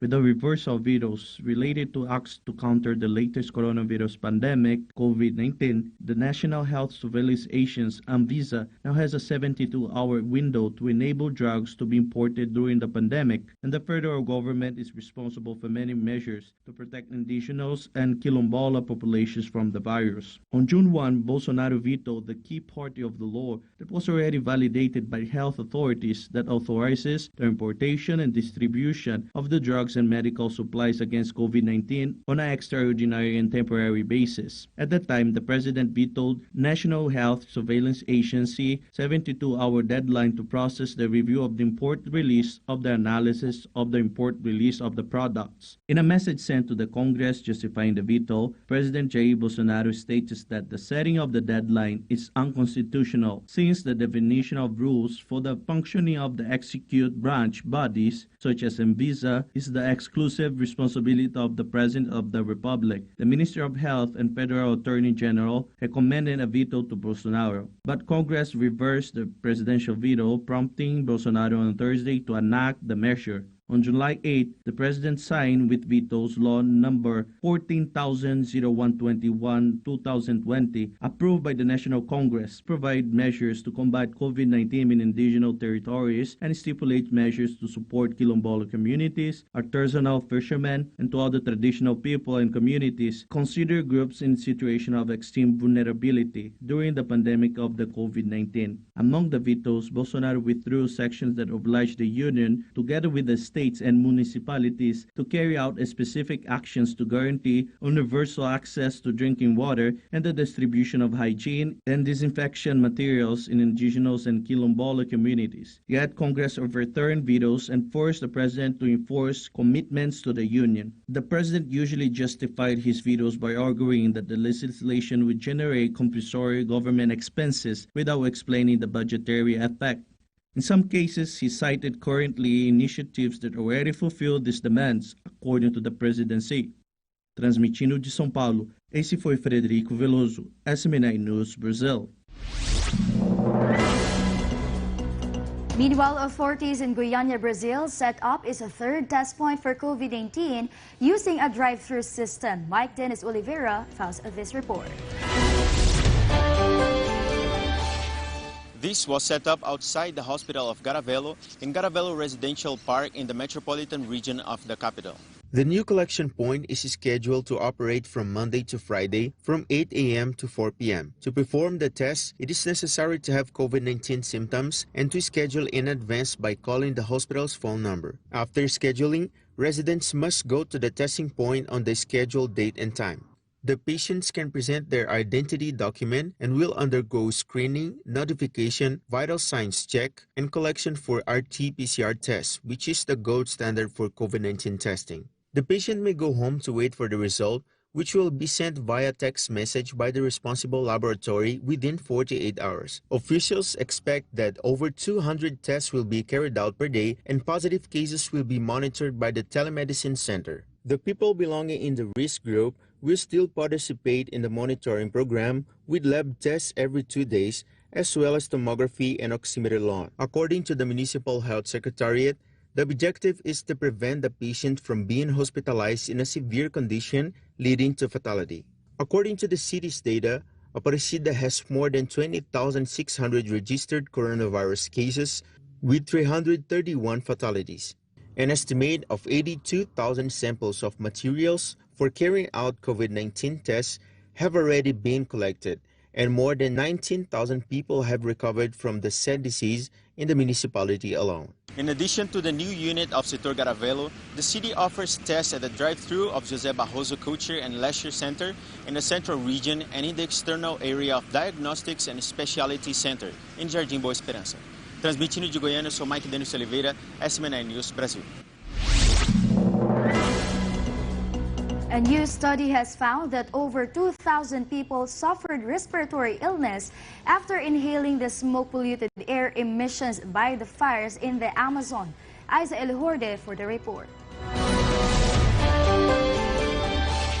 Raging fires in the Amazon are poisoning the air of Brazil's Amazon rainforest, causing a sharp increase in respiratory emergencies and illness in a region that is already heavily hit by COVID-19, a new study has found. The said study, conducted by Brazilian researchers and the Human Rights Watch, included 467 babies and 1,080 people aged over 60. The study said that the fires that are raging the Brazilian Amazon last year, despite international outcry, caused 2,195 people in the region to either be hospitalized or respiratory distress due to inhaling smoke-polluted air. Recent data also showed alarming levels of deforestation and fires, and the problem could worsen in 2020, according to the researchers. In a statement, they said that fires resulting from unchecked deforestation are poisoning the air that millions of people breathe, affecting health throughout Brazilian Amazon. The said fires are mainly caused by people clearing lands for ranching, farming, and illegally burning trees. The said study used statistical analysis of data on hospitalizations for respiratory emergencies to estimate the increase observed in 2019 was attributable to the fires. Researchers also warned the problem would worsen in 2020 due to COVID-19 pandemic, which has hit the Amazon region and could combine with the fire season, which usually peaks starting from the month of August until October. Warning of the impact of air pollution on indigenous communities in the Amazon region, which is also a population vulnerable to the coronavirus disease. The latest study also criticized the policies enforced by Brazilian President Jair Bolsonaro and its supposed failure to tackle the environmental crisis that has immediate consequences for the health of Amazon residents and long-term consequences for global climate change. To recall, recently Bolsonaro called the surge in Amazon fires as a lie. Transmitindo do Amazonas, essa foi Isaeli Horde, SMN News, Brazil. Brazil has asked authorities in China to provide its evidence of its supposed findings in the chicken wings exported by the country. David Lira for the details from Brasilia. The delegates of Brazilian agriculture demanded evidence during a meeting in Shenzhen City, Guangdong province, with both local health and trade officials on Tuesday, according to reports. The Chinese officials said that the health authorities of Guangdong, who were not present in the said discussion, had the results of the tests. The envoys of Brazil said that they will keep in touch with China's municipal, central and provincial governments to get the results and further information about the matter. Aurora Company, which operates the poultry plant that produced the chicken wings in southern Brazil, also voluntarily paused their poultry export to China starting August 20th. The said suspension also allows Aurora to wait until further information about the reported contamination is given. According to Brazil's government, Chinese officials during the briefing stated that 3 samples were contaminated, with 1 taken from the chicken wings and the remaining 2 from the packaging of products coming from the facilities of Aurora. In the statement, China said that the health authorities in Shenzhen were unable to say whether the findings concern only the detection of the virus, genetic materials, or the active virus, nor were they able to provide further information about the alleged finding. The said positive results resulted in the Philippines introducing a temporary ban on poultry meat imports in Brazil, and with Hong Kong also suspending poultry imports from Aurora's Xiaxing plantation. Despite this, the World Health Organization said that there is no evidence showing that humans can contract COVID-19 from food. On whose website, it states that there is currently no evidence that the people can catch COVID-19 from food, including fruits and vegetables, adding that the coronaviruses need a live animal or human host to multiply and survive and cannot multiply on the surface of food packages. Who also said that it is not necessary to disinfect food packaging materials, but hands should be properly washed after handling food packages before eating. Who also claims that there is zero evidence showing the people can contract virus from cooked foods. Reportando de Brasília, eu sou David Lira e esse foi o SMNI News Brasil. In Ecuador, an estimated of $5.13 million will be granted by PetroAmazonas company for the implementation of some infrastructure works for community relations program. Lalaine Da Silva for the report from Guayaquil. The Petroamazonas company will grant an estimated sum of $5.13 million for the implementation of 27 infrastructure works through the Community Relations Program. According to the plan, the funds will be destined to the execution of sanitation works, health, recreational, productive, electrification, mobility, and education, which will benefit about 17,500 residents of the provinces of Orellana, Socombios, Napo, and El Oro. The General Manager of Petroamazonas Empresa Hidrocarburifera del Ecuador, or EP Juan Carlos Bermejo, reported that in the period from January to June 2020, the company invested more than $1.6 million in the construction of 10 community infrastructure projects in its area of direct influence to improve the quality of life of the populations and boost the local economy. He added that it is expected that the remaining 17 program projects will be executed in the coming months, to which resources of $3.5 billion will be allocated. Tony Angulo, a Suprayabet representative, pointed out that this infrastructure will help strengthen the activities of his enterprise, wherein dozens of families in the area depends on. He highlighted the support of Petroamazonas EP and agricultural technicians who contributed in the harvesting, post-harvest, promotion, and product sales processes. Angulo is one of the beneficiaries of the delivery of a coffee and cocoa promotion and marketing center located in the El Dorado Parish, Orellana Province, or area of influence of Block 61 Auca. In the meantime, the work has been done on the components of community health, education, training, cultural evaluation, self-management, productive projects, community infrastructure, equipment, human rights, and corporate social responsibility. Reportando desde Quito, Estasi Dulaling de Silva, SMN Noticias, Ecuador. Meanwhile, after Peru increased its gross domestic product, an additional of 2 million jobs were generated in the capital city alone. Mary Mi Rossi for the details from Lima. According to Economy and Finance Ministry, Macroeconomic Policy and Fiscal Decentralization Director General Alex Contreras, that there are now 2 million jobs produced in the capital alone. This was followed after a few months of the health crisis in the country, bringing the nation's economy down. Contreras expressed that there was a drop in employment in the first month of the year due to the COVID-19 pandemic, but they have observed that between the month of June and July, employment has been recovering rapidly. In addition, Contreras stated that only Lima have managed to recover 2 million jobs that has been lost in the first part of the year as a result of the health crisis due to the coronavirus. As the country reaches phase 4 of the economic reactivation and the second part of the economic plan is implemented to face the crisis, the recovery in both formal and informal employment at the national level can be seen. On the other hand, the Minister of Economy and Finance Maria Antonieta Alva ruled out the tax increase in 2021 to sustain the recovery. During the virtual press conference, Alva projected that the economy will increase 10% of its economy next year. Reportando desde Lima, Estasido Meremey Rossi, SMN Noticias, Peru. The Tourism Ministry of Mexico has relaunched its portal error-free. Marcon reports from Mexico City. After weeks of trouble, Mexico Tourism website was formally relaunched early this week. This was confirmed by Tourism Minister Miguel Chirroco. Now, the Visit Mexico portal is accessible live and apparently error-free. Moreover, Chirroco reported that said website will feature the latest and best technology and companies such as Google, Discovery Channel, MasterCard, Ford, and Aeromexico. The New York Yankees will also partner with it via sponsorship deals. Meanwhile, people can also access tourism routes of Mexico and the sections promoting each Mexico's 32 states, the country's best beaches, archaeological sites, adventures, ecotourism, and magical towns. Esta ha sido Marcon reportando para SMN Noticias, Mexico.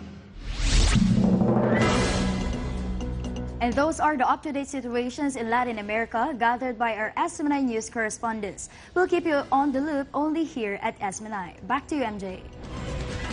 Yes, Christelle, thank you. And up next on our top stories in North America.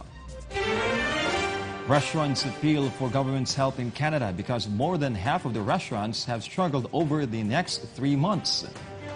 Parents and families uncertain and stressed over 100 elementary schools declared of high risk for COVID-19. And thousands gathered at the Lincoln Memorial to call for criminal justice reform and racial equality. These and more after the break.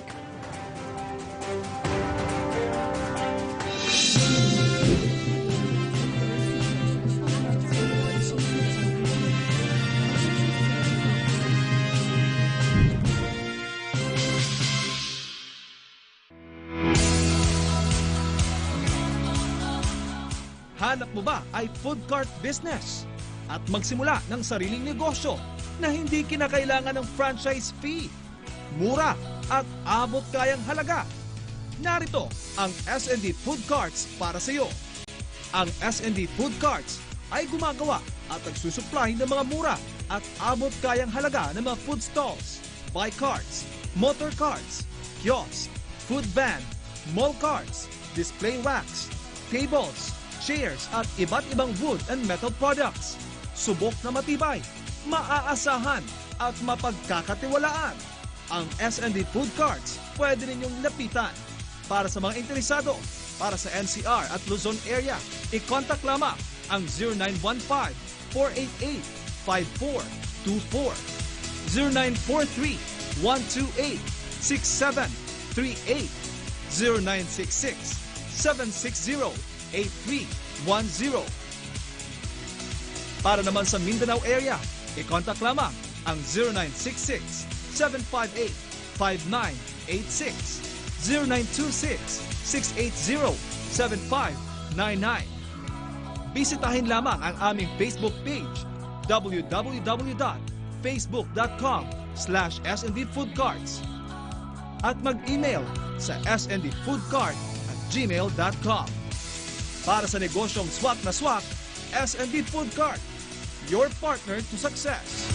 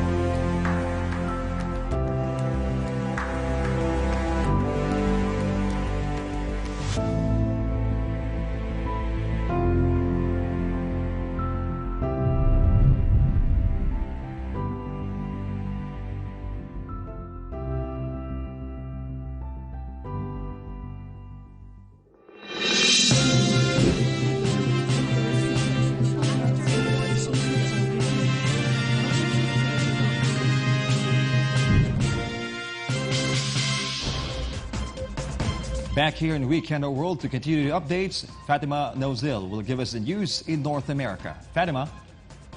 MJ, in the coming months, as people begin to travel again, safety and cleanliness are the major consideration of travelers. That's why they are more likely to book for cabin or barn than hotels for their staycation.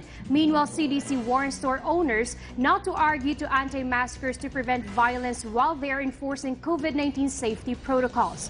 For more of these stories, advocacy organization representing 30,000 businesses is urging the Canadian government to help struggling restaurants. This report from Jeremy Passion. Last Wednesday, restaurant owners gave a strong warning to federal policymakers that over half of all Canadian eateries could go out of business over the next 3 months as the pandemic continues to deter people from dining out. Restaurants Canada, an advocacy organization representing 30,000 businesses, met with federal officials and called for a number of support for the food service industry, which COVID-19 lockdown had clogged in. According to Restaurants Canada Vice President David Lefebvre stated that the industry will be under particular stress in the coming months as colder temperatures start to sweep across the world. The calls for help come as the government has stuck to a safety-oriented message under Prime Minister Justin Trudeau while giving even less attention to emerging economic recovery concerns. As social distancing steps are steadily eased across the country, Canadians have increasingly begun to return to restaurants, but still businesses run far below capacity. A survey released on Thursday showed that 29% of service companies are unable to function under social distancing rules, while another 31% will only be able to keep their door open for a maximum of 90 days. In recent months, the restaurant industry says it has shown some signs of change, which could easily be diminished once outdoor dining is shut down for the summer. Jobs in the Canadian food services sector was down from 1.2 million before the outbreak to as little as 400,000 people in the midst of the pandemic. According to data from Restaurants Canada, the figure currently numbers about 800,000 people. Je suis Jérémy Passion pour la report ici dans la province d'Alberta. SMNI News, Canada. Back to school begins, health measures in place for thousands of Quebec students on Thursday. This report from Vincent Maniego. There was a mixture of anxiety and excitement as tens of thousands of Montreal area children returned to class for the first time since the pandemic began. A long lineup of parents and students formed outside Philippe Labar Elementary School in the city's East End, with many parents expressing mixed feelings about the return to class. Cora Bridjo said, "I think we all have a little bit of fear of what's unknown, but I don't freak out about it." And as children went back to class, some parents learned on Thursday morning that 3 employees at 3 separate East End schools in Montreal tested positive for COVID-19. Valerie Biron, a spokeswoman for the East End School Board, Centre de Service Scolaire de la Pointe de Ile, said the infected personnel at Henry Bourassa, Jules Verne, and François Le Bernard schools were not in contact with students and immediately went into self-isolation.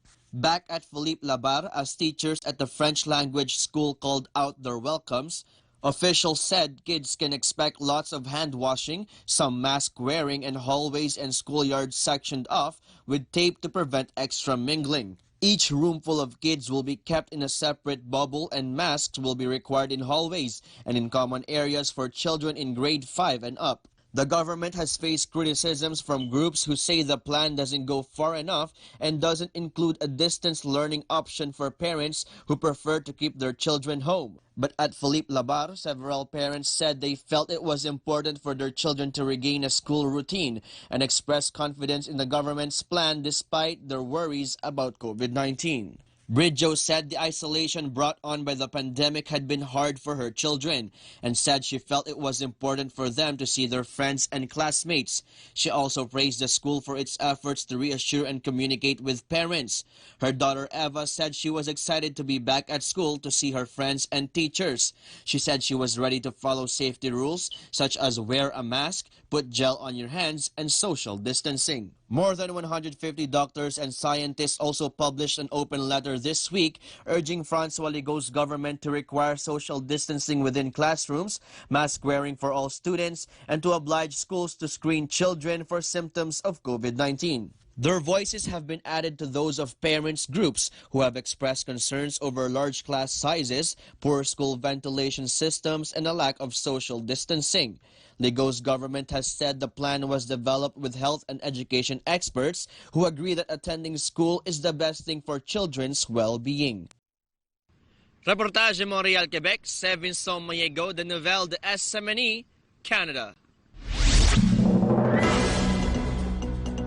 Canada Revenue Agency to launch audit pilot project to see if fraud is prevalent in federal wage subsidy program.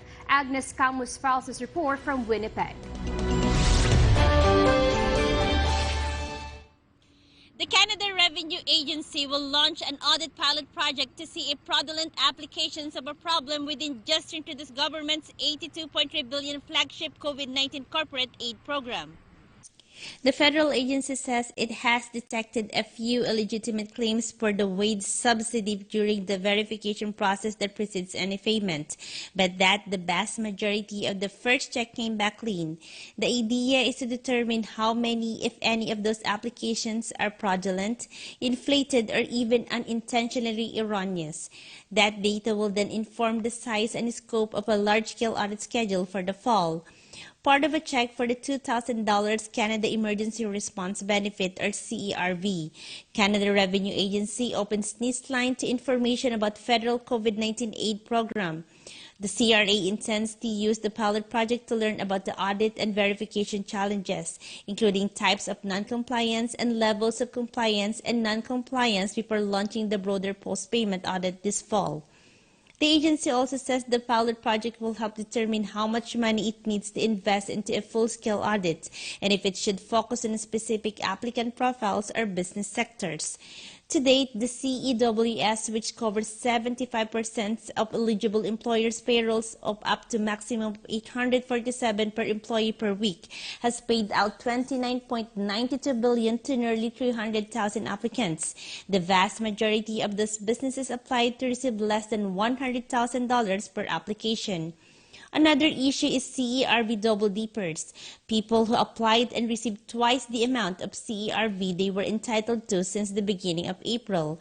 In May, a government official told parliamentarians that they had already identified at least 200,000 cases of double payments. The CRA has records of those who received the benefit and for what period. These records will be used along with tax slips received from employers and other relevant information available to the CRA to validate eligibility, Biram said. Where eligibility is in question, a review will be conducted to ensure that recipients were only paid amounts they were entitled to. Reporting from Winnipeg, Manitoba, this is Agnes Camus, SMNI News, Canada. Data from Tourism Saskatchewan showed that people were as likely to book an Airbnb this year as they would a hotel room. Amor Labonte tells us more. Airbnb rentals started to recover in June as people became more comfortable traveling around the province amid the pandemic. July 8 was a turning point of Airbnb since COVID-era changes began. The company reported that guests booked over 1 million nights of stay in over 175 different countries. Nathan Rotman, Public Policy Manager of Airbnb, said individuals or families are traveling and looking for a unique experiences of something you would not normally do. People want to go to grocery stores, cook their own food, and do their laundry. That's why they prefer Airbnb more. In Canada, 60% of current bookings are non-urban. 40% of filter searches are for cabins, chalets, and barns. People are spreading out across the country in ways they haven't done before. When COVID-19 first hit in Saskatchewan, guests canceled wedding celebrations and large gatherings they had booked for Kevin and James Jordan's beachfront rental properties in northwest of Regina. Another Airbnb host, Adam Clarkson, owner of the Hale of Saskatoon, hosting weddings and other large events when the U.S. metropolis became a hotspot for COVID-19. He decided to move from New York City to Saskatoon. Hosts are using the Airbnb cleaning guidelines to keep guests safe. In June, Airbnb released cleaning protocols with all emphasis on cleaning first, then sanitizing to reduce the risk of transmission. Cleaning the high-traffic cottages has created ongoing work for another family whose husband was laid off because of COVID-19. Reporting from Saskatchewan, this has been Amor Lubante, SMNA News, Canada. Families under stress as the start of school year approaches, with elementary schools deemed to be of high risk of the novel virus. The details of this report from Nina Baranda. Families are under tension and uncertainty as over 100 Toronto elementary schools were held to be of high risk for COVID-19. Parents have to juggle between trying to get home to look after the kids and get back to work as they are bracing for an added challenge in the weeks ahead. The start of the new school year, with children attending elementary schools in the city deemed to be at high risk for potential virus transmission. What families in high-risk areas will actually face in the months to come isn't yet clear, but public health officials are already warning the potential for ongoing spread of the virus that causes COVID-19. Over the course of the pandemic, the city's hotspots for infections have been primarily lower-income neighborhoods, including Jane and Finch, and the surrounding communities. A data analysis from Toronto Public Health, or TPH, provided to both the local public and Catholic school boards shows more than 100 elementary schools face the highest level for the risk of transmission. And while parents elsewhere are considering homeschooling or learning pods to keep their kids out of class, many of the city's lower-income families say they have no choice but to send their children to school so they can keep working to pay the bills.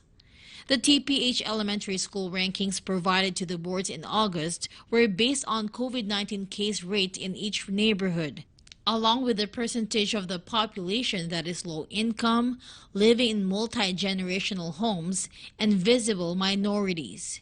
That analysis deemed 80 public elementary schools and 36 Catholic elementary schools in the top 20% of all local schools when it comes to the risk for potential virus transmission after schools reopen. Meanwhile, that $2 billion funding injection for safe school reopenings included roughly $763 million for the province of Ontario. Reporting from Toronto, this is Nina Baranda, SMNI News, Canada.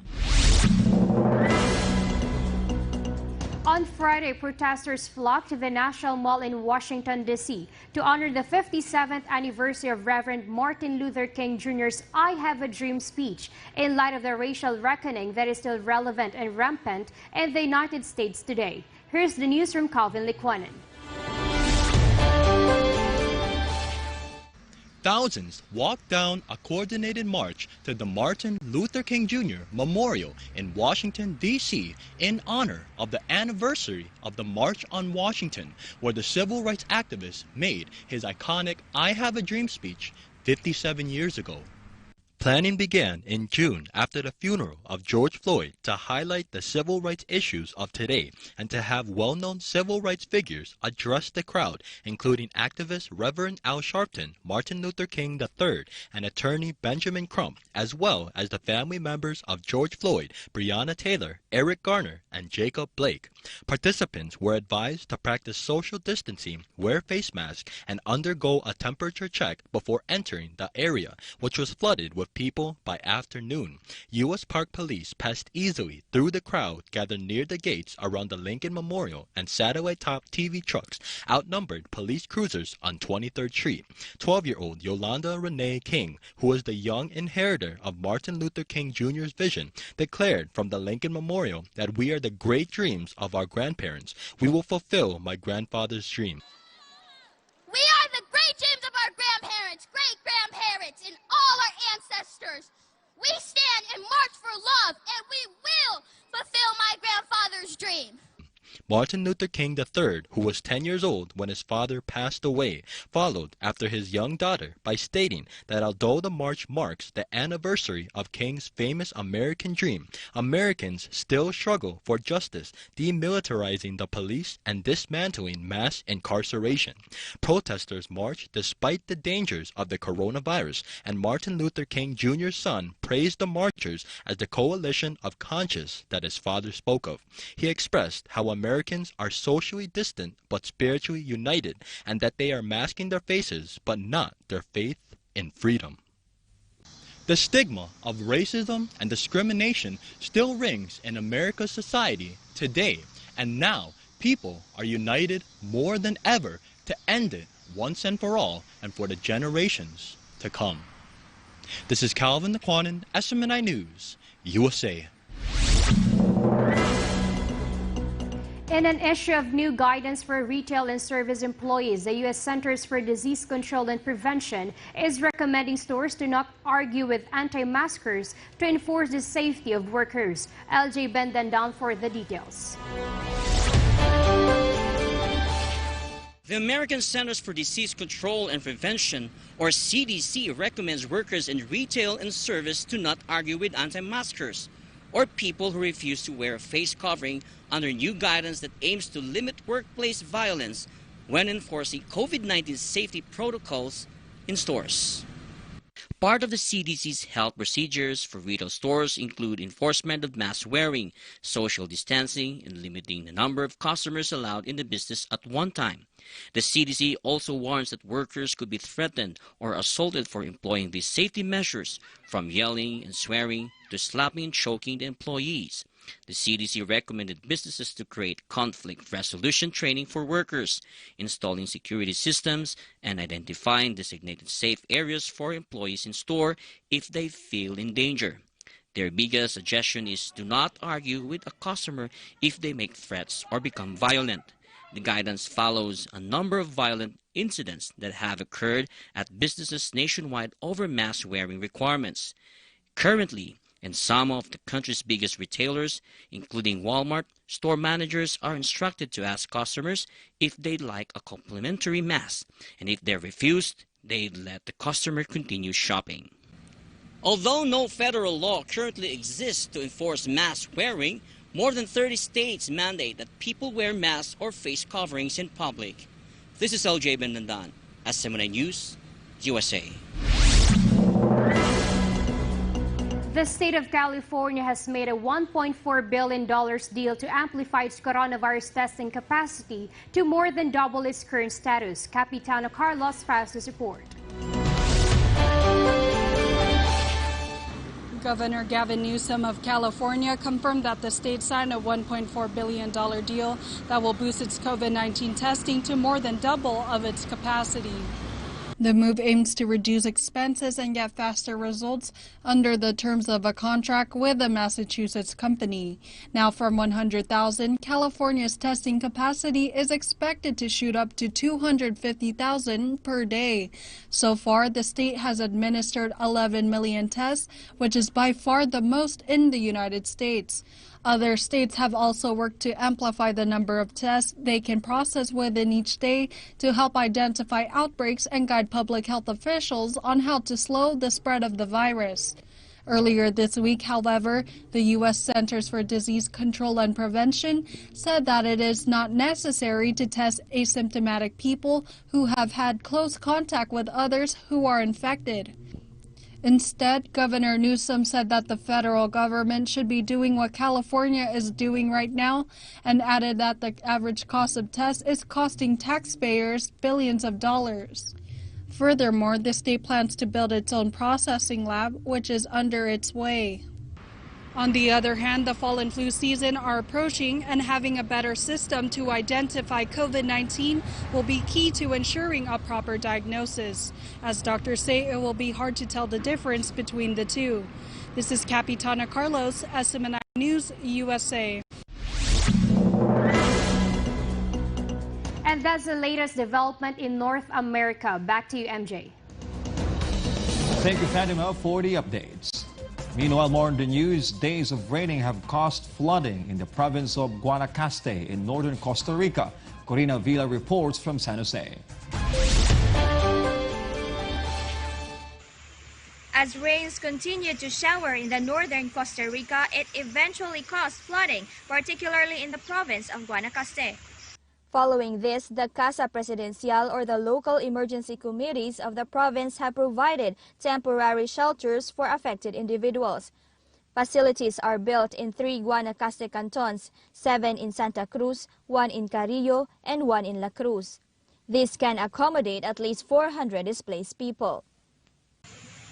As of the moment, based on the records of National Emergency Commission or CNE, 384 people had already been transported. Esta ha sido Corina Villa para SMNI Noticias, Costa Rica. Meanwhile, First Minister Nicola Sturgeon confirms 51 new cases of coronavirus and no deaths in Scotland. Miles Magno for the details.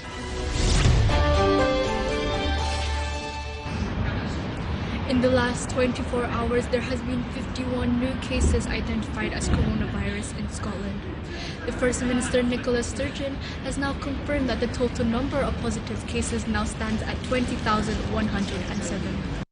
10 of the latest cases was related to an outbreak at the food processing plant cluster of Two Sisters in Tayside. Also, 14 new cases are reported in the Glasgow area. 3 are in Lanarkshire and 2 are in the Grampian area. The good news is no new deaths have occurred, ensuring the total number of deaths remains at 2,494 in the country. At the moment, 255 patients are being treated and 3 people are in intensive care in hospital. Meanwhile, with the latest figure, Scotland will remain in Phase 3 of restrictions that announced that gyms will reopen ahead of schedule as of August 31st with strict hygiene measures in place.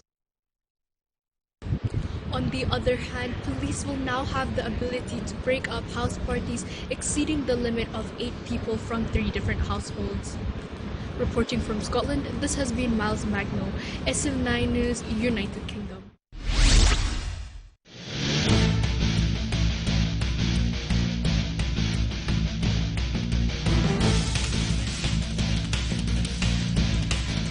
Pastor Apollo C. Quiboloy of the Kingdom of Jesus Christ says that it is up to the Congress whether to change the country's statutory rape of 12 years old to 16 years old. The details from Ina Mortel.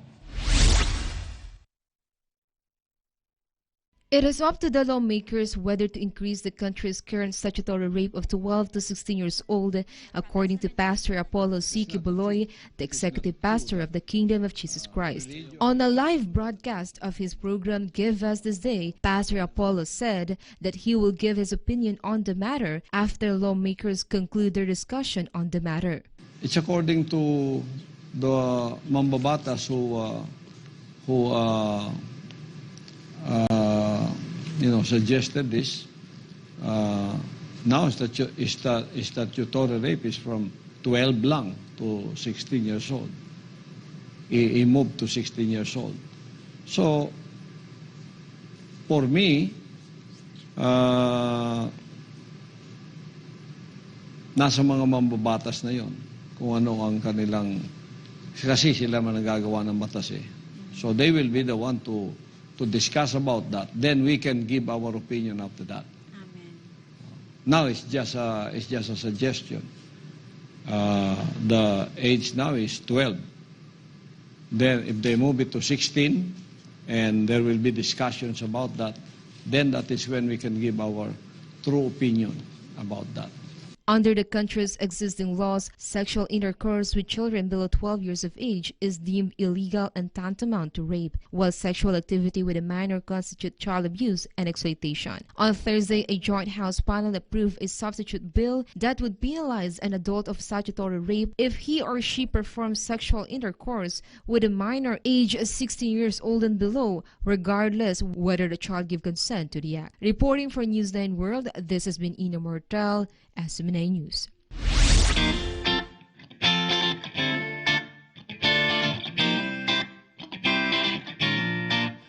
A hospital in Mexico launched robot on wheels that moves around its facilities and wards to ease the loneliness of COVID-19 patients. Lori Vinoya tells us more. What do you think is worse than COVID-19? Well, psychologists say that loneliness and depression is more dangerous than COVID-19. So in Mexico, a hospital uses robot on wheels to move around the hospital and visit COVID-19 patients. The 1.4 meter tall robot would say, "Hi, I'm Laluchi Robotina. What's your name?" as it goes from room to room. The robot moves around with wheels and has a camera and display screen that enables relatives and doctors to chat with patients or staff in full protective gear in the COVID-19 ward. Since the robot was created, it carried out 160 missions with infected patients, their relatives, and mental health team. The robot also makes soothing spawns to reduce stress caused by isolation. Moreover, the said hospital robot is part of the global trend that aims to reduce the risk of infection during the coronavirus pandemic. Reporting, this has been Lori Vinoya, SMNI News.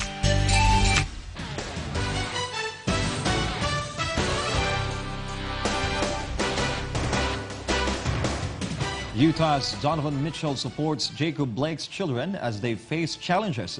Meanwhile, the Houston Rockets hope for Russell Westbrook to play when the league resumes. Hans Marshall for the details. Utah Jazz player Donovan Mitchell is giving $45,000 from the sales of his new signature sneakers for the college education of Jacob Blake's children. In a statement, Mitchell said that we must continue our efforts to bring awareness and change in such trying times. According to the player, he believes that education reform will be able to push our country's future past the point where we are at now. The move has been agreed upon by the player and Adidas Multinational Corporation. Meanwhile, the Houston Rockets hope to return in the NBA playoffs with Russell Westbrook. According to Houston coach Mike D'Antoni, they will monitor if Westbrook is ready by undergoing practices. In a statement, Russell said that he is excited to play whilst being more excited for the cause, which is to address social issues. The National Basketball Association playoffs is set to return on Saturday. This has been Hans Marshall, SMNI News.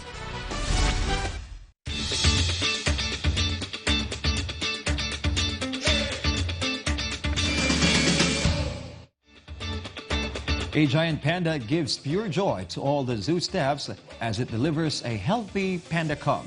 Justin Ozario tells us more. In Washington, a giant panda has been giving the zoo personals a source of joy as it successfully gave birth to a healthy panda cub.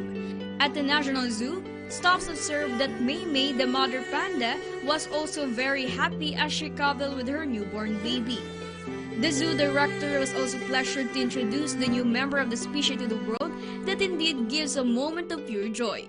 Though chances of Mei Mei's giving birth was very little because of her age, all was happy and satisfied that she was still able to deliver a healthy and wobbly cute little panda that adds up to their kind. Panda has been classified as endangered but was then lightened to vulnerable according to the International Union for Conservation of Nature credits to reforestation and expanded habitats in where the species can survive.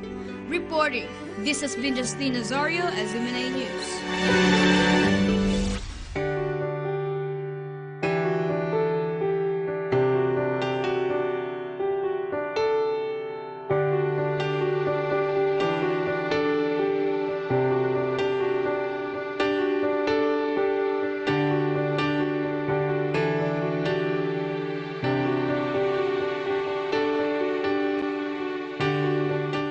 And before we end, may you be inspired with a message of the appointed Son of God. Repentance is death to your own will.